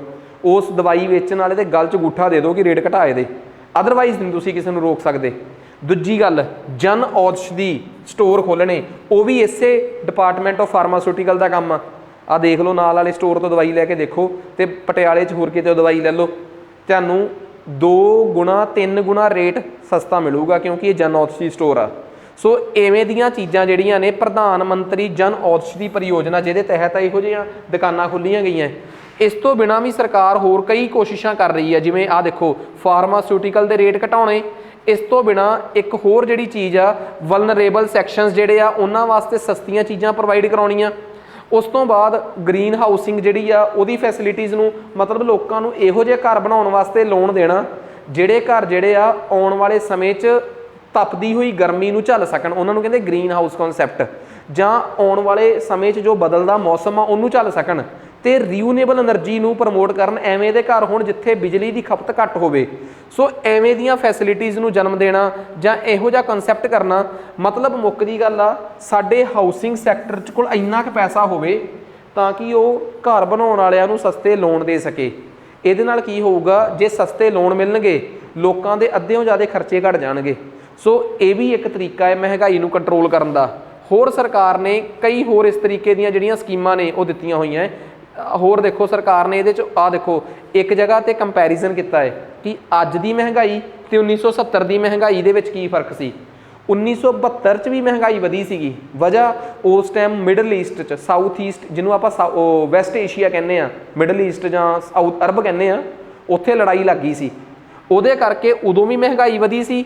ਅੱਜ ਦੇ ਜ਼ਮਾਨੇ 'ਚ ਵੀ ਮਹਿੰਗਾਈ ਵਧੀ ਆ, ਪਰ ਦੋਵਾਂ ਮਹਿੰਗਾਈਆਂ 'ਚ ਕੀ ਫਰਕ ਆ, ਸਰਕਾਰ ਨੇ ਇਹ ਕੰਪੇਅਰ ਕਰਿਆ ਹੋਇਆ ਹੈ, ਠੀਕ ਆ। ਉਹਨਾਂ ਨੇ ਕਿਹਾ ਕਿ ਅੱਜ ਦੀ ਸਪਲਾਈ ਚੇਨ ਜਿਹੜੀ ਆ ਉਹਨਾਂ ਸਮਿਆਂ ਦੀ ਸਪਲਾਈ ਚੇਨ ਤੋਂ ਜ਼ਿਆਦਾ ਵਧੀਆ ਹੈ। ਉਸ ਟਾਈਮ ਚੀਜ਼ਾਂ ਦੇ ਰੇਟ ਮਹਿੰਗੇ ਹੋ ਗਏ ਸੀ ਕਿਉਂਕਿ ਤੇਲ ਮਹਿੰਗਾ ਹੋ ਗਿਆ ਸੀ ਤੇ ਸਾਡੇ ਕੋਲ ਕੋਈ ਅਲਟਰਨੇਟ ਨਹੀਂ ਸੀ। ਅੱਜ ਜੇ ਤੇਲ ਮਹਿੰਗਾ ਵੀ ਹੋ ਜੇ, ਸਰਕਾਰ ਕੋਲ ਰੀਨਿਊਏਬਲ એનર્ਜੀ ਤੇ ਹੋਰ ਕਈ ਸਰੋਤ ਨੇ એનર્ਜੀ ਦੇ। ਸੋ ਇਹੋ ਜਿਹੀਆਂ ਕਈ ਚੀਜ਼ਾਂ ਸਰਕਾਰ ਨੇ ਇਹਦੇ 'ਚ ਸਮਝਾਈਆਂ ਹੋਈਆਂ ਕਿ 1970 ਦੀ ਮਹਿੰਗਾਈ ਤੇ ਅੱਜ ਦੀ ਮਹਿੰਗਾਈ 'ਚ ਕੀ ਫਰਕ ਆ, ਬੜੀ ਆਸਾਨੀ ਨਾਲ ਪੜ੍ਹਿਆ ਜਾ ਸਕਦਾ ਹੈ, ਕੋਈ ਬਹੁਤ ਜ਼ਿਆਦਾ ਟਿਪੀਕਲ ਕੰਮ ਨਹੀਂ ਗਾ ਇਹਦੇ 'ਚ। ਸੋ ਇਸ ਚੈਪਟਰ 'ਚ ਸਰਕਾਰ ਨੇ ਆਹੀ ਦੱਸਿਆ ਕਿ ਮਹਿੰਗਾਈ ਜਿਹੜੀ ਆ ਉਹ ਇਸ ਕਰਕੇ ਵੀ ਸਟੇਬਲ ਕਰਨੀ ਜ਼ਰੂਰੀ ਆ ਤਾਂ ਕਿ ਅਸੀਂ ਆਪਣੀ ਮੋਨੇਟਰੀ ਪਾਲਿਸੀ ਨੂੰ ਸਟੇਬਲ ਕਰ ਸਕੀਏ। ਸੋ ਆ ਬੜਿਆ ਸਿੰਪਲ ਜਿਹਾ ਚੈਪਟਰ ਸੀਗਾ ਕਿ ਆਪਾਂ convergence of WPI and CPI। ਸਰਕਾਰ ਨੇ ਇਹ ਵੀ ਖੁਸ਼ੀ ਜਤਾਈ ਆ ਕਿ CPI ਤੇ WPI ਹੁਣ ਇੱਕ ਦੂਜੇ ਨਾਲ ਕਨਵਰਜ ਹੋ ਰਹੇ ਆ। ਇਹਦਾ ਮਤਲਬ ਜਿਹੜਾ ਵਿੱਚ ਉਹ ਸੀ ਸਰਵਿਸਿਜ਼ ਕਰਕੇ ਤੇ ਉਹਨਾਂ ਦੇ ਕਰਕੇ ਉਹ ਫਾਸਲਾ ਵੀ ਘਟ ਰਿਹਾ ਹੈ। ਇਹ ਸਰਕਾਰ ਨੇ ਇਸ ਇਕਨੋਮਿਕ ਸਰਵੇ 'ਚ ਚਿੰਤਾ ਜਿਹੜੀ ਸੀਗੀ ਉਹ ਘਟਾਈ ਆਪਣੀ, ਤੇ ਆਹ ਸਾਰਾ ਕੁਝ ਦੱਸਿਆ ਕਿ ਅਸੀਂ ਕਿਹੜੀ ਚੀਜ਼ ਜਿਹੜੀ ਆ ਕਿਹਦੀ ਵੇਟੇਜ ਅਸੀਂ ਕਿੰਨੀ ਰੱਖਦੇ ਹਾਂ। ਠੀਕ ਆ, ਸੋ ਆਪਾਂ ਜਸਟ ਇੱਥੋਂ ਆਪਾਂ ਇਹੀ ਦੇਖਣ ਲੱਗੇ ਸੀਗੇ ਸਰਕਾਰ ਨੇ ਇਸ ਇਕਨੋਮਿਕ ਸਰਵੇ 'ਚ ਨਾ ਇੰਡੈਕਸ ਆਫ ਇੰਡਸਟਰੀਅਲ ਪ੍ਰੋਡਕਸ਼ਨ ਵਾਸਤੇ ਕੋਈ ਬਹੁਤਾ ਜ਼ਿਆਦਾ ਨਹੀਂ ਦੱਸਿਆ। ਠੀਕ ਆ, ਪਰ ਹਾਂ ਇੰਨਾ ਸ਼ੋਰ ਆ ਕਿ ਸਾਨੂੰ ਪਤਾ ਹੋਣਾ ਚਾਹੀਦਾ ਕਿ ਇੰਡੈਕਸ ਆਫ ਇੰਡਸਟਰੀਅਲ ਪ੍ਰੋਡਕਸ਼ਨ ਮਹਿੰਗਾਈ ਨੂੰ ਮਾਪਣ ਦੇ ਬਾਕੀ ਦੇ ਸੂਚਕਾਂਕ ਵਰਗਾ ਇੱਕ ਸੂਚਕਾਂਕ ਆ। ਇਹ ਇੰਡਸਟਰੀਅਲ ਪ੍ਰੋਡਕਸ਼ਨ ਭਾਵ ਕਿ ਉਦਯੋਗਿਕ ਪੈਦਾਵਾਰ ਦੇਖਦਾ ਹੈ। ਪਿਛਲੇ ਸਾਲ ਉਸੇ ਤਿਮਾਹੀ ਨੂੰ ਕੁਆਟਰ ਨੂੰ ਇਸ ਸਾਲ ਦੇ ਉਸੇ ਕੁਆਟਰ ਨਾਲ ਕੰਪੇਅਰ ਕਰਦਾ ਹੈ। ਠੀਕ ਆ, ਤੁਹਾਡੇ ਚੋਂ ਕਈਆਂ ਨੂੰ ਲੱਗਦਾ ਹੋਊਗਾ ਕਿ ਜੇ ਕੁਆਟਰਲੀ ਮਹਿੰਗਾਈ ਦੇਖੀ ਜਾਂਦੀ ਹੈ ਇਹਦਾ ਮਤਲਬ ਪਿਛਲੇ ਕੁਆਟਰ ਨਾਲ ਕੰਪੇਅਰ ਕੀਤਾ ਜਾਂਦਾ ਹੈ। ਇਹ ਗਲਤ ਆ। ਕੁਆਟਰ ਦੀ ਮਹਿੰਗਾਈ ਦੇਖਣ ਦਾ ਮਤਲਬ ਹੁੰਦਾ ਹੈ ਉਸ ਸਾਲ ਦੇ ਉਸੇ ਕੁਆਟਰ ਨਾਲ ਕੰਪੇਅਰ ਕਰਨਾ। ਜਿਵੇਂ ਇਸ ਸਾਲ ਆਪਾਂ ਅਪ੍ਰੈਲ ਤੋਂ ਲੈ ਕੇ ਜੂਨ ਦੀ ਮਹਿੰਗਾਈ ਦੇਖਣੀ ਆ, ਉਹਨੂੰ ਆਪਾਂ ਜਨਵਰੀ ਤੋਂ ਮਾਰਚ ਤੱਕ ਦੀ ਮਹਿੰਗਾਈ ਨਾਲ ਕੰਪੇਅਰ ਨਹੀਂ ਕਰਨਾ, ਗਲਤ ਹੈ। ਪਿਛਲੇ ਸਾਲ ਦੇ ਅਪ੍ਰੈਲ ਤੋਂ ਜੂਨ ਨਾਲ ਕੰਪੇਅਰ ਕਰਨਾ, ਇਹ ਟੈਕਨੀਕਲ ਗਲਤੀ ਕਈ ਵਾਰੀ ਕਰ ਲੈਂਦੇ ਆਪਾਂ। ਇੰਡੈਕਸ ਆਫ ਇੰਡਸਟਰੀਅਲ ਪ੍ਰੋਡਕਸ਼ਨ ਜਿਹੜੀ ਆ ਉਹ ਸਾਨੂੰ ਇੰਡਸਟਰੀਜ਼ ਦੇ ਵਿੱਚ 407 ਟਾਈਪ ਇੰਡਸਟਰੀਜ਼ ਨੇ ਜਿਨ੍ਹਾਂ ਨੂੰ 3 ਕੈਟੇਗਰੀਜ਼ 'ਚ ਵੰਡਿਆ ਗਿਆ ਹੈ, ਜਿਨ੍ਹਾਂ 'ਚੋਂ 8 ਇੰਡਸਟਰੀਜ਼ ਦੀ ਇੰਨੀ ਕੁ ਵੇਟੇਜ ਆ ਦੱਸੀ ਹੋਈ ਆ। ਉਹਨਾਂ ਦੀ ਮਹਿੰਗਾਈ ਨੂੰ ਕਹਿੰਦੇ ਆ ਕੋਰ ਇਨਫਲੇਸ਼ਨ, ਓਵਰਆਲ ਨੂੰ IIP। ਖੈਰ ਅਸੀਂ ਇਹ ਡਾਟਾ ਕਈ ਜਗ੍ਹਾ ਤੋਂ ਇਕੱਠੇ ਕਰਦੇ ਹਾਂ, ਜਿਵੇਂ ਕਈ ਦਫ਼ਤਰ ਖੁੱਲ੍ਹੇ ਹੋਏ ਆ, ਆਫਿਸ ਆਫ ਕੋਲ control, railway board, office of salt commissioner, ਸਾਰਿਆਂ ਤੋਂ ਵੱਖਰੇ ਵੱਖਰੇ ਇੰਡਸਟਰੀਜ਼ ਦੇ ਅੰਕੜੇ ਲਏ ਜਾਂਦੇ ਆ। ਫਿਰ CSO ਵਾਲੇ NSO ਵਾਲੇ ਇਸ ਡਾਟੇ ਨੂੰ ਕਲੈਕਟ ਕਰਕੇ NSO ਦੇ ਅੰਡਰ CSO ਆ, ਉਹ ਫਿਰ ਇਹਦੇ ਤੋਂ IIP ਤਿਆਰ ਕਰਦੇ ਆ। ਸੋ ਉਮੀਦ ਕਰਦਾ ਕਿ ਕਿੰਨੇ ਤਕਰੀਬਨ 682 ਆਈਟਮਸ ਜਿਹੜੀਆਂ ਨੇ ਉਹ ਚੱਕੀਆਂ ਜਾਂਦੀਆਂ। ਪਲੀਜ਼ ਮਾਈਨਿੰਗ ਦੇ ਵਿੱਚੋਂ 61 ਆਈਟਮਸ, ਮੈਨੂਫੈਕਚਰਿੰਗ 620। ਤੇ ਆਹ ਦੇਖੋ ਜੇ ਕੋਈ ਮੈਨੂੰ ਪੁੱਛੇ 3 ਸੈਕਟਰ ਨੇ ਕਿਹੜੇ ਮਾਈਨਿੰਗ, ਮੈਨੂਫੈਕਚਰਿੰਗ ਤੇ ਇਲੈਕਟ੍ਰੀਸਿਟੀ, ਤੁਸੀਂ ਦੱਸੋ ਕਿ ਮਾਈਨਿੰਗ 'ਚ ਕਿੰਨੀਆਂ ਇੰਡਸਟਰੀਜ਼ ਨੇ? 1। ਆਈਟਮਸ ਤਾਂ ਬਹੁਤ ਨੇ, ਕੋਲਾ ਫਲਾਂ। ਇਲੈਕਟ੍ਰੀਸਿਟੀ 'ਚ ਕਿੰਨੀਆਂ ਇੰਡਸਟਰੀ ਆ? ਇੱਕੋ ਇੰਡਸਟਰੀ ਆ। ਤੇ ਮੈਨੂਫੈਕਚਰਿੰਗ 'ਚ 405। ਮਾਈਨਿੰਗ ਦੀ ਵੇਟੇਜ, ਮੈਨੂਫੈਕਚਰਿੰਗ ਦੀ ਵੇਟੇਜ ਤੇ ਇਲੈਕਟ੍ਰੀਸਿਟੀ ਦੀ ਵੇਟੇਜ। ਆਹ ਗੱਲ ਦੱਸੋ, ਸਮਝ ਆ ਗਈ ਇਹ ਚੀਜ਼? ਇਹਦੇ ਆਧਾਰ ਤੇ ਹੀ ਆਪਾਂ ਇਹਨਾਂ ਦੀ ਮਹਿੰਗਾਈ ਦੀ ਦਰ ਜਿਹੜੀ ਆ ਪਤਾ ਕਰਦੇ ਹਾਂ। ਠੀਕ ਆ, ਸੋ ਉਮੀਦ ਕਰਦਾ ਕਿ ਹਰ ਸਾਲ ਹਰ ਇਕਨੋਮਿਕ ਸਰਵੇ, ਜਿਵੇਂ ਹੁਣ ਸਪੋਜ਼ ਕਰੋ ਅਗਲਾ ਚੈਪਟਰ ਆਪਾਂ ਪੜਾਂਗੇ ਅਨਐਮਪਲੋਇਮੈਂਟ, ਬੇਰੁਜ਼ਗਾਰੀ ਨੂੰ ਲੈ ਕੇ ਜੋ ਮੈਂ ਪੜਾਊਂਗਾ, ਪਲੱਸ ਨਾਲ ਦੀ ਨਾਲ ਮੈਂ ਇਕਨੋਮਿਕ ਸਰਵੇ ਵੀ ਦੇਖ ਲੂੰਗਾ ਕਿ ਉਹਦੇ 'ਚ ਉਸ ਚੈਪਟਰ ਬਾਰੇ 'ਚ ਕੀ ਕਿਹਾ ਹੈ, ਤਾਂ ਕਿ ਤੁਸੀਂ ਕੱਲ੍ਹ ਨੂੰ ਇਹ ਨਾ ਕਹੋ ਸਰ ਇਕਨੋਮਿਕ ਸਰਵੇ ਨਹੀਂ ਸਮਝ ਆਇਆ। ਜੇ ਕੋਈ ਕਵੇ ਕਿ ਸਰ ਅਸੀਂ ਤੁਹਾਡੇ ਤੋਂ ਇਕੋਨਮੀ ਪੜ੍ਹੀ ਆ, ਇਟ ਮੀਨਸ ਇਕੋਨਮੀ ਪੜ੍ਹਨ ਦਾ ਮਤਲਬ ਆ ਕਿ ਉਸ ਸਾਲ ਦਾ ਆਰਥਿਕ ਸਰਵੇਖਣ ਤੁਹਾਨੂੰ ਸਮਝ ਆਉਣਾ ਚਾਹੀਦਾ ਹੈ। ਸੋ ਅੱਜ ਦੀ ਕਲਾਸ 'ਚ ਆਪਾਂ ਇੱਥੇ ਹੀ ਸਮਾਪਤੀ ਕਰਦੇ ਹਾਂ। ਠੀਕ ਆ, ਉਮੀਦ ਕਰਦਾ ਕਿ ਤੁਹਾਨੂੰ ਅੱਜ ਦੀ ਕਲਾਸ ਦਾ ਅੱਜ ਦਾ ਲੈਕਚਰ ਜਿਹੜਾ ਸਮਝ ਆ ਗਿਆ ਹੋਊਗਾ।